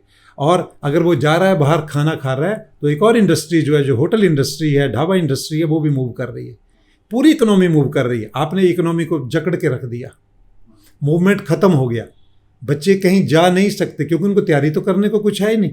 तो एडवाइज़र जो हैं, गवर्नमेंट के जो एडवाइज़र हैं, जो बता नहीं पाते लीडर्स को, या लीडर्स की दूरदृष्टि नहीं है, वो इसका सबसे बड़ा खमियाजा भुगतना पड़ रहा है हमारे यूथ को। अगर आपकी 100 पोस्ट हुई हैं, 50 पोस्ट हुई हैं, आप एडवर्टीज़ तो करिए, आप रिजल्ट तो देखिए। वो बच्चा अगर तैयारी कर रहा है तो वो तैयारी करते हुए हो सकता है उसका वहाँ ना हो, लेकिन दूसरी जगह कहीं पोस्ट आ जाएगी, वो वहाँ चला जाएगा, क्योंकि वो कंटिन्यूसली तैयारी कर रहा है। थोड़ी प्रोसेस शॉर्ट की जाए। हाँ, तो उस चीज़ को आप उस चीज़ को इग्नोर कर रहे हैं। आपका टारगेट क्या है? इलेक्शन से पहले एडवर्टीज़ कर देंगे हम, नहीं आएगा रिजल्ट। आप यूथ को इन्वॉल्व नहीं कर पाएंगे। आपके पास 11 लाख के करीब जो है अनएम्प्लॉयड यूथ है हिमाचल में, आप उसको तैयारी जब एग्ज़ाम की कराएंगे तो शायद यहाँ ना हो। अब टीजीटी वो यहाँ क्वालिफाई नहीं हो, लेकिन किसी पब्लिक स्कूल में भी ज्वाइन कर सकता है वो शायद हो सकता है जब वो इतना कैलिबर उसमें आ जाएगा तैयारी करते करते, तो हो सकता है कि वो एक कोचिंग जो सेंटर छोटे बच्चों के लिए खोल सकता है कहीं पे भी।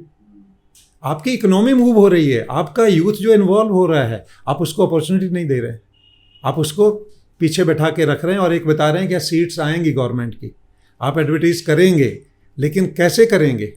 अब आप एक और एग्जांपल लीजिए कि गवर्नमेंट और एडवाइज़र की क्या है। पहले क्या होता था आपका? Himachal Pradesh staff selection commission.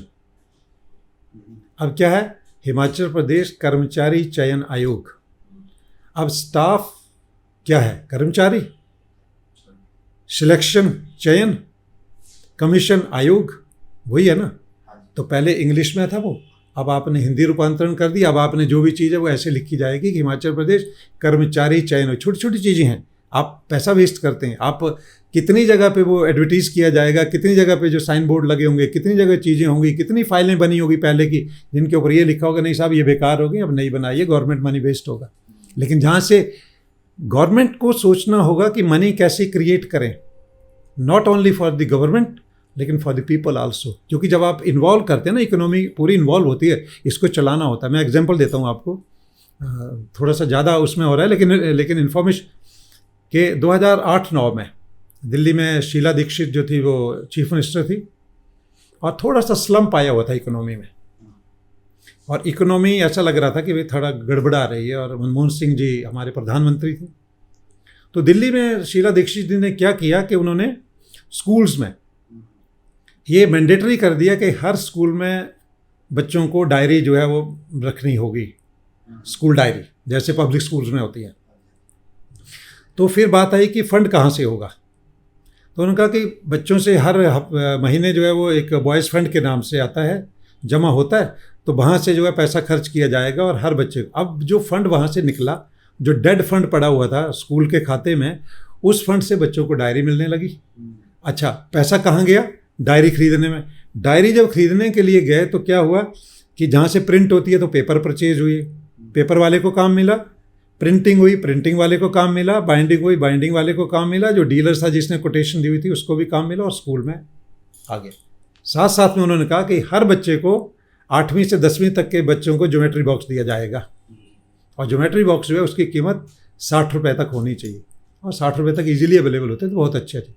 हर बच्चे को ज्योमेट्री बॉक्स दिया गया, और उसी फंड में से जो लाखों में पड़ा हुआ था, जो डेड फंड था, डेड पड़ा था, उसको आपने इकोनॉमी में डाल दिया, आपने अर्थव्यवस्था में उसे डाल दिया, और पूरी इकोनॉमी घूमना शुरू हो गई।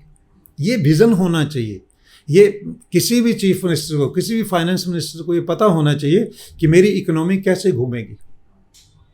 मैं रोक के नहीं कर सकता। आज वो टाइम नहीं है कि आपने रोक लिया फिर होगा। आपने इकट्ठी जॉब निकाल दी, नहीं होगा। आप कंटिन्यूस प्रोसेस, हर महीने, हर हफ्ते, हर साल वो एक प्रोसेस बनाइए, क्योंकि जॉब्स आपके पास हैं, आप नहीं निकाल रहे हैं। आप चाहते हैं कि जब इलेक्शन का टाइम आ जाए तो आखिरी में 20,000 जॉब जो है वो निकाल दी जाएं। स्टूडेंट्स पे आता है, जो एस्पिरेंट्स हैं, तो उनको भी ना कहीं ना कहीं एक, चलो ये चीज़ें उनके इर्द गिर्द हो रही है, बट उनको एक मेंटल स्ट्रेंथ चाहिए। अगर आपको इतनी लंबी लड़ाई लड़नी है, कंपटीशन में रहना है, और अपने लिए कुछ ऐसे निर्णय भी लेने हैं कि मुझे अगर ये ना कर कुछ और करना है, तो इस सब चीज़ के लिए एक स्ट्रॉन्ग पर्सनैलिटी का होना ज़रूरी है। तो उसके लिए क्या टिप्स है आपके? देखिए, कुछ बच्चों के पास घर में जो हैं वो पेरेंट्स बड़े अच्छे मोटिवेटर होते हैं, और कुछ के पास उनका पीर ग्रुप जो होता है, फ्रेंड सर्कल बहुत अच्छा होता है जब वो ग्रुप्स में तैयारी कर रहे होते हैं, और कुछ के पास आप जैसे जो अच्छे एकेडमी और इंस्टीट्यूट चला रहे हैं वो होते हैं जो बच्चों को मोटिवेट करते हैं, उनकी साइकी, उनका दिमाग समझने की कोशिश करते हैं कि ये किस लाइन में जाने के लिए है। Everybody can not be an IAS officer, हर आदमी कोई HAS ऑफिसर भी नहीं बनेगा, लेकिन कुछ और भी तो होगा। उनको ये बताना होता है हमें कि भाई आपको चॉइस बनानी पड़ेगी लाइफ में, फर्स्ट, सेकंड, थर्ड, ये नहीं तो ये नहीं तो ये, और उसके अकॉर्डिंगली तैयारी करिए। और मोटिवेशनल जो अपना है उसको तो बड़े हाई लेवल पे लेके चलिए, क्योंकि रात है तो दिन भी तो आएगा। और कोई ऐसा एक आदमी बता दीजिए, मैंने अपनी जर्नी का एक आपको बताया कि मैंने अपना ही बताया कि फेलियर्स कहाँ पे आ जाते हैं, और फेलियर्स जो हैं वो हमें जो है वो डिस्करेज नहीं कर सकते।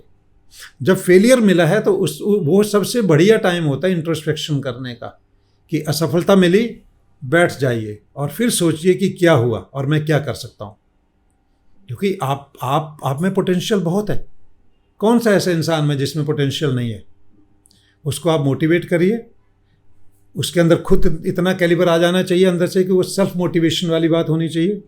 आज भी होता है, मेरे साथ आज भी होता है कि जब मुझे लगता है कि यार लगता है बेकार हो गया सारा ही, फिर अगले पल बैठता हूँ कि चल अच्छा इसको विजिट करते हैं, जो जर्नी अभी हुई है, जो फेलियर्स आया है उसको क्यों आया फेलियर्स।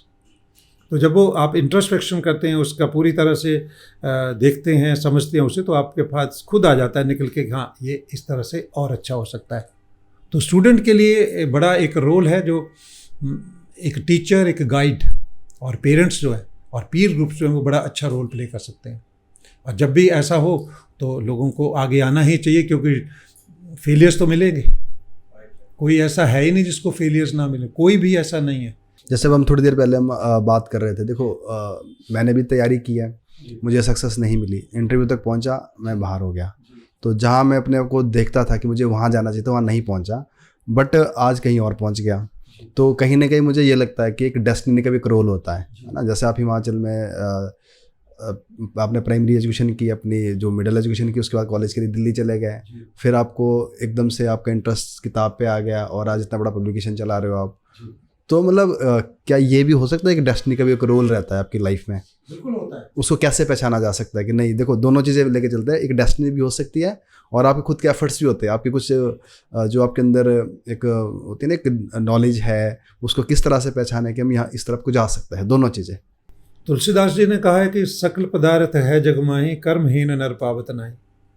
इस दुनिया में सब कुछ है, कर्म के बिना नहीं मिलेगा, कर्म तो करना पड़ेगा, और कर्म जब आप करेंगे तो उसका रिजल्ट आएगा। वो डेस्टिनी साथ में फिर जुड़ी होती है, वो आपको गाइड करती है। कंटिन्यूस फेलियर्स कई बार सक्सेस की तरफ ले जाते हैं, और कंटिन्यूस फेलियर्स कई बार एक नई डायरेक्शन दे देते हैं, कि आपका वो रोल प्ले कर रहे होते हैं कि आप समझें उस चीज़ को कि भाई आपको डायरेक्शन क्या मिलने जा रही है, आपके साथ जो ये घटित हो रहा है बार बार वो क्यों हो रहा है। डेस्टिनी अपना रोल प्ले करती ही करती है, अच्छे या बुरे दोनों के लिए। मैंने ये लगातार देखा है। कई बार हम उसे महसूस करते हैं कि भाई ये तो बड़ा गलत हुआ, लेकिन जो हुआ वो अच्छे के लिए हुआ। पुराने उसमें संस्कृत में कहते हैं ना, यतीश्वरं करोति शोभनम करोति। भगवान जो करते हैं वो अच्छा ही करते हैं, उसके पीछे आप कारण ढूंढिए, ये ऐसा क्यों हुआ, तो आप देखेंगे कि अच्छा अरे इसके पीछे तो ये कारण था, और ये कारण होने की वजह से वो सारी एक नई चीज़ आपके सामने जो है, नई पिक्चर सामने आपके आ जाती है। आप इसको पूरा लेके चले, ये अधूरा नहीं है, ये पूरा ही है। आप पूरे हमारी हिंदू माइथोलॉजी में चले जाइए, आप देखिए, आप श्रीमद् भगवत गीता को देख लीजिए, आप महाभारत का युद्ध देख लीजिए, क्या हुआ और क्यों हुआ, तो सारे प्रश्नों के उत्तर वहाँ साथ साथ मिल रहे होते हैं। ऐसा हुआ तो ही ऐसा हुआ। विनाश अगर कौरव परिवार का लिखा था तो उससे पहले भगवान तो खुद ही समझाने आ गए थे। अच्छा, तो अगर ये चीज़ें जानने के लिए भी तो इंसान को थोड़ा बैठना पड़ेगा, रुकना पड़ेगा। बट आज के दौर में डिस्ट्रैक्शन बहुत ज़्यादा है, सोशल मीडिया है, आज हम एआई के ज़माने में है। तो इस समय में कैसे इस चीज़ को आइडेंटिफाई करे और रुक पाए और समझ पाए कि हाँ, कोई डेस्टिनी, कोई चीज़ होती है, मेरे जो कर्म है वो मुझे एक दिन, चलो फल की इच्छा नहीं करनी चाहिए बट फिर भी मुझे कहीं ना कहीं पहुँचा देगी। रीडिंग राइटिंग नहीं, नॉलेज। रीडिंग राइटिंग से जो है एजुकेशन नहीं है, knowledge is very important. Knowledge से क्या? नॉलेज से जब आदमी को इतना ज्ञान हो जाता है कि जैसा मैंने पहले ही बोला कि नंबर नहीं, नॉलेज, क्वेस्ट फॉर नॉलेज, और पढ़िए और ज्ञान अर्जित करिए। नंबर तो कभी भी धोखा दे सकते हैं। कंपटीशन में ऐसा नहीं है, कंपटीशन में तो नंबर ज़रूरी है, आपको तो मेरिट में आना है तो नंबर ज़रूरी है, फोकस वहाँ रखिए। सोशल मीडिया बहुत बड़ा डिस्ट्रैक्शन है और हमारा यूथ प्रतिदिन मेरा ख्याल है 5 से 6 घंटे सोशल मीडिया के ऊपर अपने वेस्ट करता है और वहाँ से एजुकेशन नहीं मिलती। शायद हम किसी दूसरे की रील देख रहे होते हैं, उसके लिए पैसे बना रहे होते हैं और सीखने का कुछ नहीं होता। मतलब सोशल मीडिया है, इस पर रोल है, आपके बहुत सारी इन्फॉर्मेशन आपके पास सोशल मीडिया से आती हैं, लेकिन सोशल मीडिया में ऐसा भी तो बहुत कुछ है जिसका कुछ नहीं है। हमारे मीडिया में, चाहे वो प्रिंट मीडिया हो, इलेक्ट्रॉनिक मीडिया हो, तो मैं तो ये कहता हूँ news is very important but the news which can be used. ऐसा समाचार जिसका प्रयोग है वो उपयोगी है ना, और जिस समाचार का कोई फ़ायदा ही नहीं है वो समाचार वो टाइम वेस्ट है। तो मुझे उधर नहीं जाना है, वो आपको एक हंस की तरह रखना है कि दूध और पानी अलग अलग कर लेना है ना। आप में वो कैलिबर आ जाना चाहिए। जैसे जैसे आप पढ़ते जाते हैं, ये हर एक के लिए मैं आपके इस चैनल के थ्रू मैं एडवाइस करना चाहता हूँ, हर एस्पायरेंट को, चाहे वो जेओए के लिए तैयारी कर रहा हो, चाहे वो अलाइड सर्विसेज के लिए कर रहा हो, एचएएस के लिए कर रहा हो या आईएएस के लिए कर रहा हो, रोज़ बैठ के इंट्रोस्पेक्शन करें। रोज़ बैठ के इस चीज़ का पता लगाने की कोशिश करें कि आज जो मैंने किया वो क्या किया, क्या आज का दिन मेरे लिए वो इतना उपयोगी रहा कि नहीं रहा, नहीं रहा तो क्यों नहीं रहा, और अगर रहा उपयोगी तो क्या मैं कल इसको डबल कर सकता हूँ, अपनी परफॉर्मेंस को मैं मल्टीप्लाई कर सकता हूँ, और अगर वेस्ट हुआ तो किन कारणों से वेस्ट हुआ। अल्टीमेटली जब आप जॉब में नहीं हैं then it's the parents money, वहाँ से पैसा आ रहा है ना। तो पेरेंट्स मनी का एक बार ज़रूर ध्यान में रखें कि आपके पेरेंट्स आपको जो पैसा दे रहे हैं वो इसलिए दे रहे हैं कि आप कुछ बेहतरीन करके आए। मैंने पहले भी बोला कि सभी एचएएस नहीं बनेंगे, लेकिन आपके पास इतना स्किल हो जाना चाहिए कि कोई बात नहीं, एचएएस नहीं बना तो मैं ये तो बन गया, मैंने तो अलाइड क्वालिफाई कर लिया। आप सूरज तक पहुंचने की कोशिश रखिए ना, तमन्ना रखिए कि सूरज तक जाना है। कोई बात नहीं, सूरज पे नहीं पहुंचे तो चांद पे तो पहुंच जाएंगे, पर कोशिश आपने सूरज तक पहुंचने की किया ना। आप प्लेयर्स होते हैं, फुटबॉल के होते हैं, क्रिकेट के होते हैं, कंटिन्यूसली जो गोलकीपर होता है वो कंटिन्यूसली सामने जो प्लेयर्स होते हैं उनको बोलता है 100 200 जो है वो किक करिए, मारिए, ताकि मैं देखता हूँ मैं डिफेंड कर सकता हूँ कि नहीं कर सकता। एक क्रिकेट का बैट्समैन जो है वो कंटिन्यूसली 4-4 घंटे प्रैक्टिस करता है कि मैं फास्ट बॉलर स्पिनर को खेल सकता हूँ कि नहीं खेल सकता हूँ। तो प्रैक्टिस तो आएगी, जब प्रैक्टिस में उसे अपने फ्लॉज का पता लगेगा, मेरी कमियाँ कहाँ हैं। लेकिन अगर वो सिर्फ कमियां नहीं देख रहा है, जा रहा है नेट में अपना टाइम वेस्ट कर रहा है, उसमें लगा रहा है टाइम, और ये नहीं देख रहा है कि क्या गलत हुआ। एनालिसिस, इंट्रोस्पेक्शन, एनालाइज करिए और इंट्रोस्पेक्शन करिए, आपको बहुत सारी चीज़ों के जवाब मिलेंगे। डेस्टिनी ने आपके लिए बेहतरीन चुन के रखा हुआ है और वो हर एक इंसान के लिए है। आपको खुद भी रिकॉग्नाइज उसे करना पड़ेगा, क्योंकि बार बार इंडिकेशन मिलेगा आपको, आपकी स्ट्रगल के टाइम आपको इंडिकेशन मिलेगा कुछ करने के लिए, और वो उसको पहचानना, फिर आप में वो IQ इतना आ जाना चाहिए कि मैं इसको पहचानूं कि मुझे कहाँ जाना चाहिए।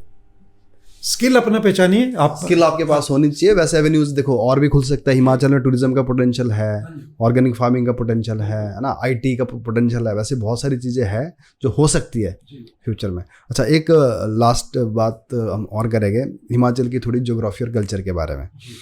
तो जो हिमाचल का जो कल्चर है उसको आप उस वक्त जब आप हिमाचल आया करते थे, जब आप वर्क कर रहे थे किताब के ऊपर, तब में और आज में क्या डिफरेंस दिखता है आपको? आज कल्चर के पॉइंट ऑफ व्यू से मैं ये कहना चाहता हूँ कि जो एक हमारे से पहले की पीढ़ी है उसकी अभी भी रूट्स बड़ी स्ट्रॉन्ग है, लेकिन जो नई पीढ़ी है तो उसको जो अभी जो पीढ़ी है उसने वो ट्रांसफ़र नहीं कर पाए वो वैल्यूज़। जो वैल्यूज़ हमें ट्रांसफ़र करनी थी कि देखो ऐसे करना चाहिए, आप के सामने कोई बड़े आ रहे हैं तो उनके पहुंच होने चाहिए, आपको उनको नमस्ते करनी चाहिए, ज़रूरी हो जाता है। छोटी छोटी वैल्यूज़ है। आप कहीं जा रहे हैं मिलने तो आप कितने प्यार से और जी करके बात करते हैं। आप जो कपड़े पहन रहे हैं उसमें आपका एक झलकना चाहिए कि आप एक कल्चर्ड और सिविलाइज्ड पर्सन हैं, चाहे वो मेल हो या फीमेल हो, सभी के लिए। फैमिली ट्रेडिशन जो हैं वो भी उतनी ज़रूरी हैं और फैमिली भी बहुत ज़रूरी है, क्योंकि हो क्या रहा है कि डिसइंटीग्रेशन हो रहा है, इंटीग्रेशन की बजाय डिसइंटीग्रेशन हो रहा है। एजुकेशन का मतलब डिसएसोसिएशन नहीं होता। एजुकेशन का मतलब है कि और एक क्लोज निट सर्कल बनाया जाए, एक और लोगों को आपस में जोड़ा जाए, एक और लोगों को नई चीज़ें सिखाई जाए। एजुकेशन का मतलब ये नहीं है कि आप दूर हो जाए। हो क्या रहा है कि हम कुछ पढ़ लेते हैं और फिर हम दूसरे जो लोग हैं गांव के या और लोग जो हैं रिलेशन में भी उन बात कम कर देते हैं, या मैरिज हो जाती है तो हम कहते हैं कि नहीं न्यूक्लियर फैमिली, पेरेंट्स के साथ नहीं रहना, होता है ना ऐसा।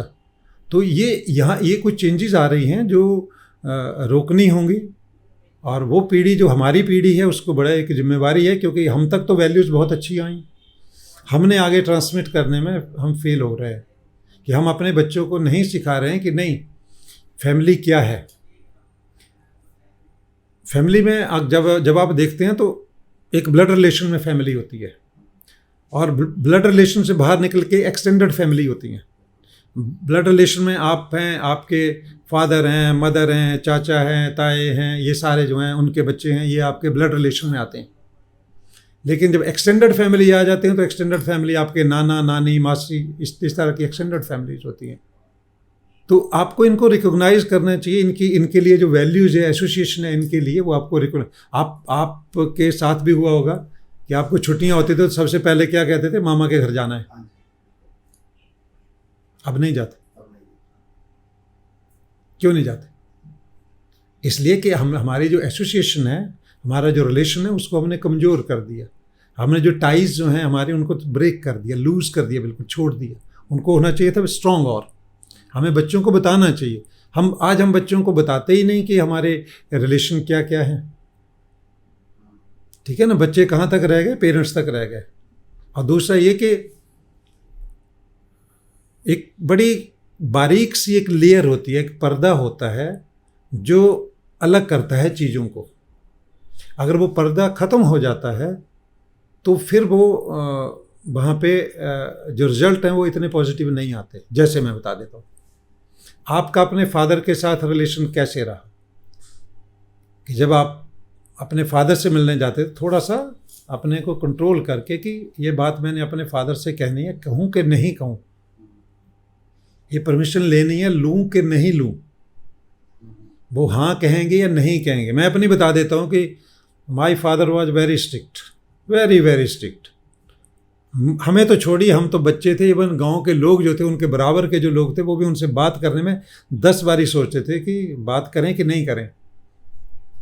ये पोजीशन होती थी। तो मतलब एक फियर होता था, वो फियर पॉजिटिव फियर भी था। वो ये फियर ये कहता था कि गलत नहीं करना, हाँ घर में। आज क्या हो गया, वो लिमिट ख़त्म हो गई। अब क्या हो गया, यार पापा, अरे यार पापा।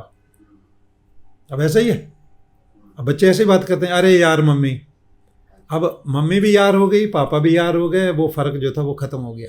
हम उनको मॉरल वैल्यूज़ नहीं दे पाए। फिर बच्चा लेट घर आ रहा है, हम पूछने की कोशिश नहीं करते हमारे मन में, क्योंकि वो और उसने यार बना लिया। उसके पास जो एक फियर होना चाहिए था, fear does not mean negative fear, positive fear होना चाहिए। You should be respected, loved and feared person. As a father, as a teacher भी आपको जो है मैं तो टीचर्स को सबको ये कहता हूँ, भाई बच्चे जो हैं उनके मन में आपके लिए के प्रति थोड़ा डर भी होना चाहिए, प्यार भी होना चाहिए, वो आपको से रिस्पेक्ट भी होनी चाहिए आपके लिए। अगर ये चीज़ें ख़त्म हो गई तो फिर आप नहीं कर पाएंगे, आप सक्सेसफुल नहीं होंगे। पेरेंट्स का भी ऐसा ही रोल होता है कि पेरेंट्स से बच्चे डरें भी। मेरे मन में ये डर होना चाहिए कि अगर ये मैंने गलत किया तो क्या होगा, ठीक है ना। तो ये अगर नहीं है तो फिर हमने वो जो एक आपके कल्चर वाली बात आ रही थी कि कल्चर में हम बच्चों को लेके ही नहीं जाते कि हमारे जब फेस्टिवल्स इतने होते हैं, आपके इतने सारे त्यौहार होते हैं, आप इतनी सारी यात्राएं होती हैं, आप कितना सिखाते हैं बच्चों को। ठीक है जी, तो ये कल्चर वाला पार्ट है। अब जो सबसे बड़ा जो मुद्दा है जो मुझे आपसे समझना है वो है हिमाचल की ज्योग्राफी। देखो ज्योग्राफी पहले जो डिज़ास्टर थे वो उतने ज़्यादा थे नहीं, और आज हम फ्रिक्वेंटली डिज़ास्टर देख रहे हैं। तो ऐसे क्या चेंजेस आ गए? क्या ये कुछ नेचुरल चेंजेस है? क्या कुछ ये हमारे द्वारा कुछ ऐसे चेंजेस डाल दिए गए हैं इस ज्योग्राफी के अंदर जिसकी वजह से ये डिज़ास्टर आ रहा है? तो तब और अब में क्या फ़र्क है, और क्या आपके पास सजेशन है? देखिए जोगटा जी, मैं मतलब इसके ऊपर टेक्निकल एक्सपर्ट तो नहीं हूँ, लेकिन मैं जहाँ तक मेरे अभी नॉलेज में आया हुआ है सारी चीज़ें ये, क्योंकि एक तो क्लाउड बर्स्ट हो रहे हैं, एक ये रीज़न है, दूसरा लैंड स्लाइडिंग हो रही है।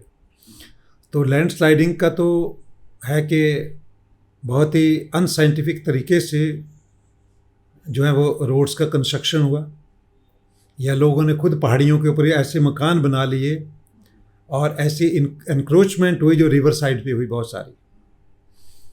मैं अपने एरिया में देखता हूँ कि जितने खड्डे हैं उन खड्डों के बिल्कुल नज़दीक 2-2, 3-3 मीटर के नज़दीक जो है लोगों ने एनक्रोच करके जो है घर बना लिए हैं।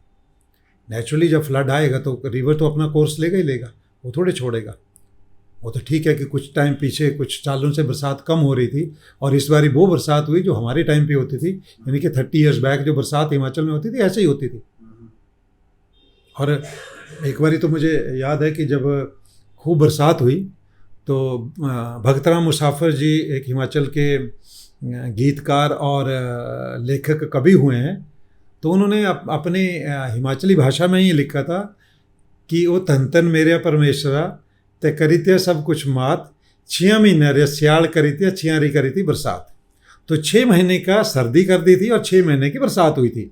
यानी कि आप ये सोचो कि मई महीने से उस टाइम शुरू हुई थी और तो अक्टूबर तक चली गई थी। हाँ, अभी भी ऐसा ही हुआ है। इधर बरसात हो रही है और उधर लाहौल स्पीति में बर्फ पड़ने स्टार्ट हो गई। तो एक्चुअली बरसात हिमाचल प्रदेश में 4 महीने की तो होती थी।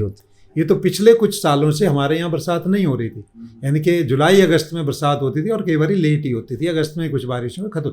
इस बार वो बरसात हुई जो हिमाचल में एक्चुअली होती थी। अब प्रश्न आ जाता है दूसरा के नुकसान बहुत हो रहा है, लैंडस्लाइडिंग, बहुत सारे स्टेट और नेशनल हाईवेज बने हैं, अनमाइंडफुल जो है कंस्ट्रक्शन हुई है बहुत सारी, लोगों ने भी प्रकृति के साथ बहुत छेड़छाड़ की है, कम नहीं करी है, जहाँ मौका मिला है वहीं पेड़ काटे हैं, लगाए कितने ये कहना मुश्किल है। तो जब इस तरह की चीज़ें होती हैं तो अभी साइंटिफिक स्टडीज़ की हो रही है, क्लाउड बर्स्ट की ज़्यादा हो रही है, क्योंकि क्लाउड बर्स्ट होते तो थे ही पहले, लेकिन वो क्योंकि सोशल मीडिया नहीं था तो इतने लोगों की नज़र में नहीं आते थे, अब वो लोगों की नज़र में आ रहे हैं सारे के सारे। तो क्लाउड बर्स्ट के ऊपर पूरी साइंटिफिक स्टडी हो रही हैं, हमारे अलग अलग इंस्टीट्यूट्स इंडिया के कर रहे हैं कि ये क्यों हो रहा है। लेकिन लैंड स्लाइडिंग जब तक ये वर्टिकल जो है कटिंग रहेगी हिल्स की, और स्पोर्टिंग जो है जो इसमें रिटेनिंग वॉल्स नहीं बनाई जाएंगी, तो ये प्रॉब्लम रहेगी। नेशनल हाईवेज अथॉरिटीज़ इसको स्टडी कर रही है हिमाचल में भी और उत्तराखंड में भी, कि जहाँ जहाँ ऐसी पहाड़ियाँ हैं जो नीची आ रही हैं और ऊंची हैं, उनमें रिटेनिंग वॉल जो है वो ऊपर तक ले जाई जाए। अभी इन्होंने क्या किया कि 6 और 8-8 फीट तक रिटेनिंग वॉल बनाई है इन्होंने, लेकिन उससे काम नहीं चलने वाला। इनको रिटेनिंग वॉल वो 25 और 30 फुट तक ले जानी होगी, टॉप तक।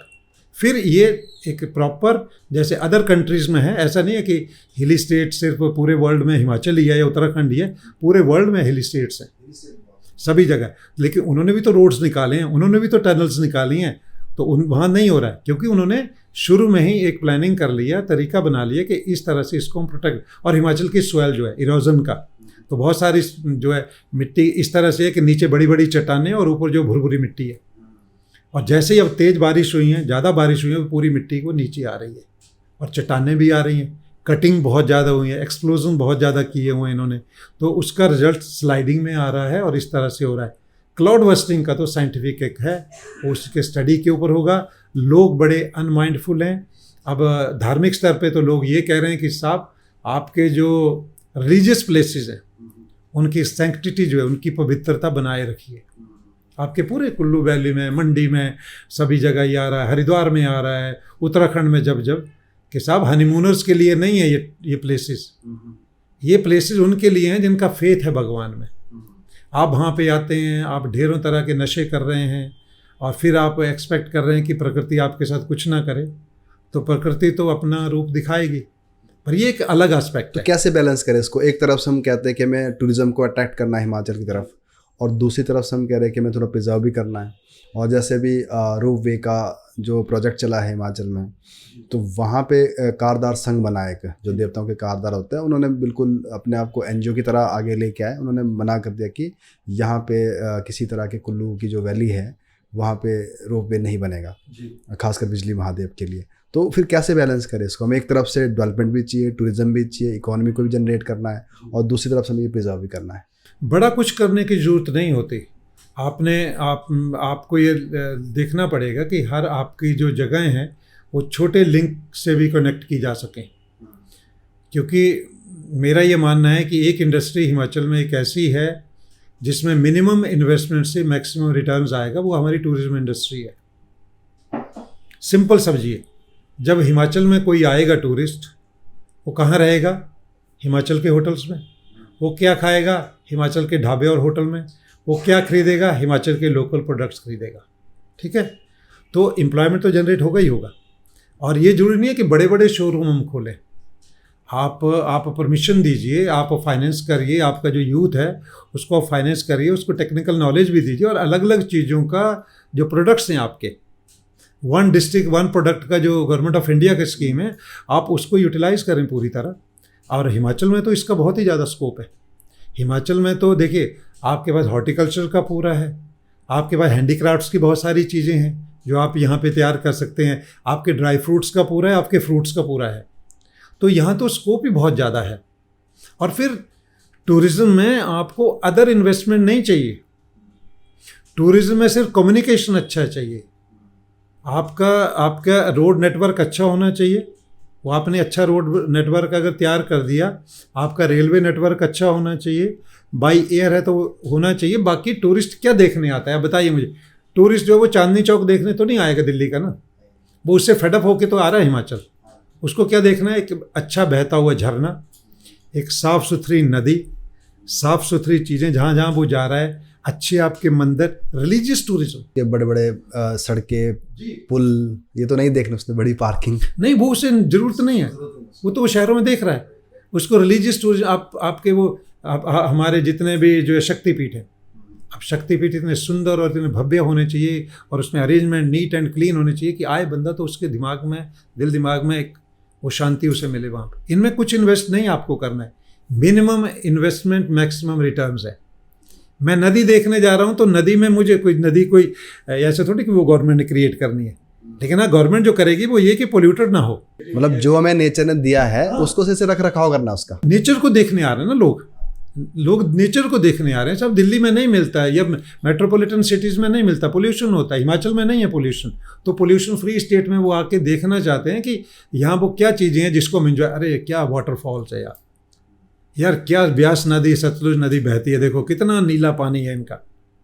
जब हम दिल्ली में, मुझे इतने साल हो गए, for the last 40 years I am in Delhi, तो मैं ये कहता हूँ कि जब मैं जमुना जी की बात करता हूँ, बड़ी पवित्र नदी है हमारी, जब जमुना जी की बात करता हूँ तो मुझे गंदा नाला नज़र आता है वो वहाँ पर, कि दुनिया भर का गंद हमने जमुना जी में डाला। क्या ऐसी नदियाँ हम हिमाचल में रखेंगे? तो उसके लिए हमें ही सोचना पड़ेगा, लोकल एडमिनिस्ट्रेशन जो है उसको ये सोचना पड़ेगा कि हमारी नदियाँ पोल्यूट ना हो, उसमें कुछ ऐसा गंद ना डाले। तो लोग नदियाँ, ऐसी नीले पानी की नदियाँ तो लोग देखने आते हैं ना।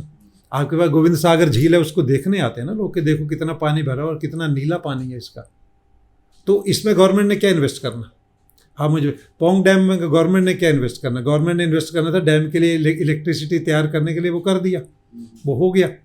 अब जब लोग देखने आएंगे वहाँ बोटिंग के लिए आएंगे ना, और ये आप देखिए, जियोग्राफी का आपको कंटिन्यूसली मान लेना पड़ेगा, चैनलाइजेशन कराना पड़ेगा छोटी छोटी नदियों का, खड्डों का, छोटे छोटे चेक डैम्स बनाने पड़ेंगे। अब चेक डैम्स का जो फंडा है वो इतना अच्छा है कि आप देखिए कि हमारे यहाँ पे दिसंबर से लेकर जब तक के मानसून नहीं आ जाता वाटर शॉर्टेज होना शुरू हो जाती है सारे शहरों में और गांव में भी। क्या ऐसा नहीं हो सकता कि हमारी एक कोई खड्ड जो है जिसमें इस टाइम फ्लड आया हुआ है, उसमें खूब पानी है इस टाइम, क्या ऐसा नहीं हो सकता था कि गर्मियों के दिनों में या सर्दियों के दिनों में जब उसमें पानी कम था तो उसमें चेक डैम्स बना दिए जाते और वो उन डैम्स की हाइट जो है वो बस 2 से 3 मीटर तक, 6 मतलब 12 फीट 15 फीट की रख दी जाती। उससे क्या होगा, उससे जो सराउंडिंग एरिया उसका वाटर लेवल लिफ्ट हो जाएगा, एक फिश प्रोडक्शन वहाँ पे शुरू हो जाएगा, साथ में बोटिंग के लिए, लोकल टूरिज्म के लिए वो प्रमोट हो जाएंगे।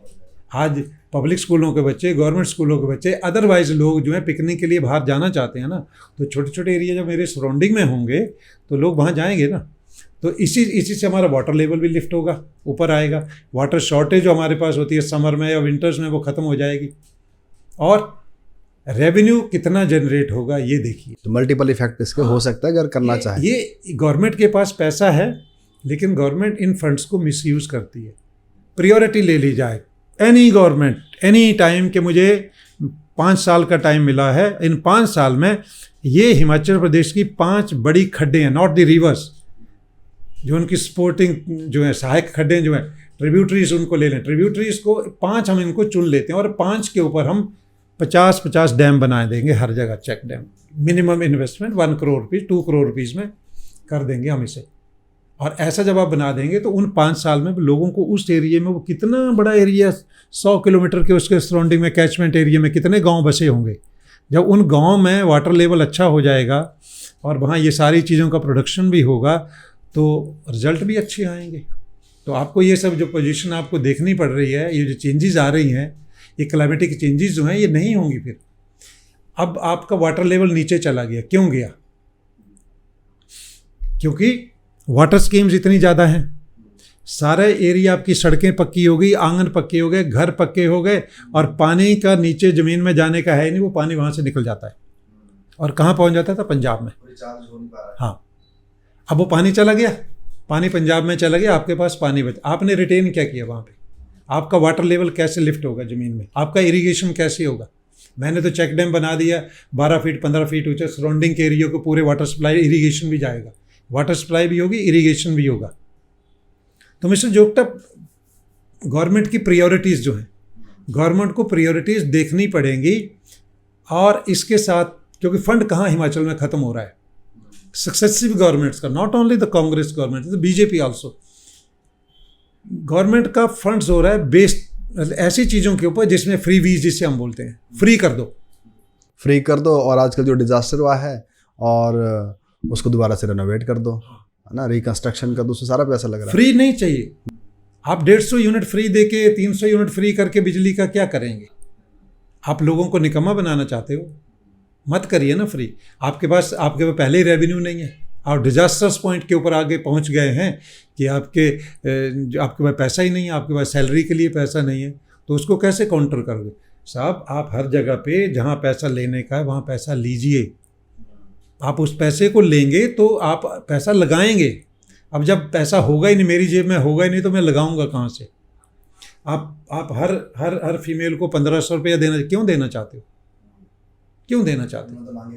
उन्होंने मांगे ही नहीं है, आप क्यों देना चाहते हो? कोई भी सरकार अगर कहती है ना कि इनको नहीं देना, इससे पहले गवर्नमेंट थी, उन्होंने क्या कर दिया कि पब्लिक सर्विस कमीशन में जो है पंचायत सेक्रेटरी की एक अपॉइंटमेंट होनी थी, तो उसमें जो सबॉर्डिनेट उनसे ले लिया और वहाँ पे कर दिया था कि साहब फीमेल को जो है एग्जामिनेशन फ़ीस नहीं भरनी है, वो फ्री में कर दिया था। फ्री में आप फॉर्म भरेंगे, आपको फ्री रहेगा फॉर्म। क्यों उनको जॉब नहीं मिलेगी? क्या उनको 60,000 70,000 50,000 30,000 की जॉब नहीं मिलनी है उनको भी जब वो फॉर्म भरेंगे? तो यही छोड़िए, इसके साथ देखिए कि फिर उसी एग्ज़ाम को उस गवर्नमेंट ने HP यूनिवर्सिटी को दे दिया कंडक्ट करने के लिए और फीस रख दी 2,000 रुपया। मतलब फिर हर बच्चे ने, चाहे लड़का हो या लड़की हो, उनको 2000 रुपीज़ फीस कर दी। क्या फायदा उस चीज़ का? अच्छा, वो एग्ज़ाम हो ही नहीं पाया, फिर एग्जाम फिर नहीं हुआ। फिर नहीं हुआ। अब ये अनमाइंडफुल डिसीजन कौन करवाता है इन लोगों से? कौन है वो ऐसे एडवाइज़र? मतलब मुझे समझ नहीं आता कि कौन है वो ऐसे एडवाइज़र, इतने बुद्धिमान कौन वो ऑफिसर्स हैं, HAS या IAS ऑफिसर जो ऐसी बात, या पॉलिटिकल लीडरशिप ऐसी जो ऐसी बातें कराती है। Why free? भाई उनको जॉब मिलनी है ना, तो जॉब के लिए तो खर्च तो करना पड़ेगा, फीस भरनी पड़ेगी। वैल्यूएशन होगा तो फ्री में थोड़े होगा, एग्ज़ाम कंडक्ट होगा तो फ्री में थोड़े होगा। आप करिए, कौन सा स्टेट ऐसा है जो फ्री कर रहा है? फिर आप उसको 2000 कर रहे हैं, 500, यहाँ 500 देना था, वहाँ 2000 कर दिया आपने, एग्ज़ाम फिर भी नहीं हुआ। ये प्रियोरिटी हमें, मतलब जैसे हमें लाइफ में प्रियोरिटी करनी होती है, वैसे स्टेट में और कंट्री में भी प्रियोरिटी रखनी पड़ेगी। चलिए सर, हमने बहुत सारी बातें कर ली और मैं ज़रूर समझता हूँ कि आपकी जो भी बातें हैं, तो आज के जो एस्पिरेंट्स हैं, जो स्टूडेंट्स हैं, कोई भी देख रहा है तो बहुत मोटिवेशन छुपा है इस बात के पीछे। आपकी एक पूरी जर्नी है और आपने लगातार 30-35 साल काम किया है, और आपसे बात करके मुझे ये लगा कि आप में अभी भी वही एनर्जी है ना, शायद जो 30-35 साल पहले हुई होगी। तो आपसे बड़ा कुछ सीखने को मिला है। तो सर, लास्ट वर्ड्स क्या रहेगा आपके एस्पिरेंट्स के लिए और जनरल, ताकि हम अपनी जो डिस्कशन यहाँ पे क्लोज कर दें।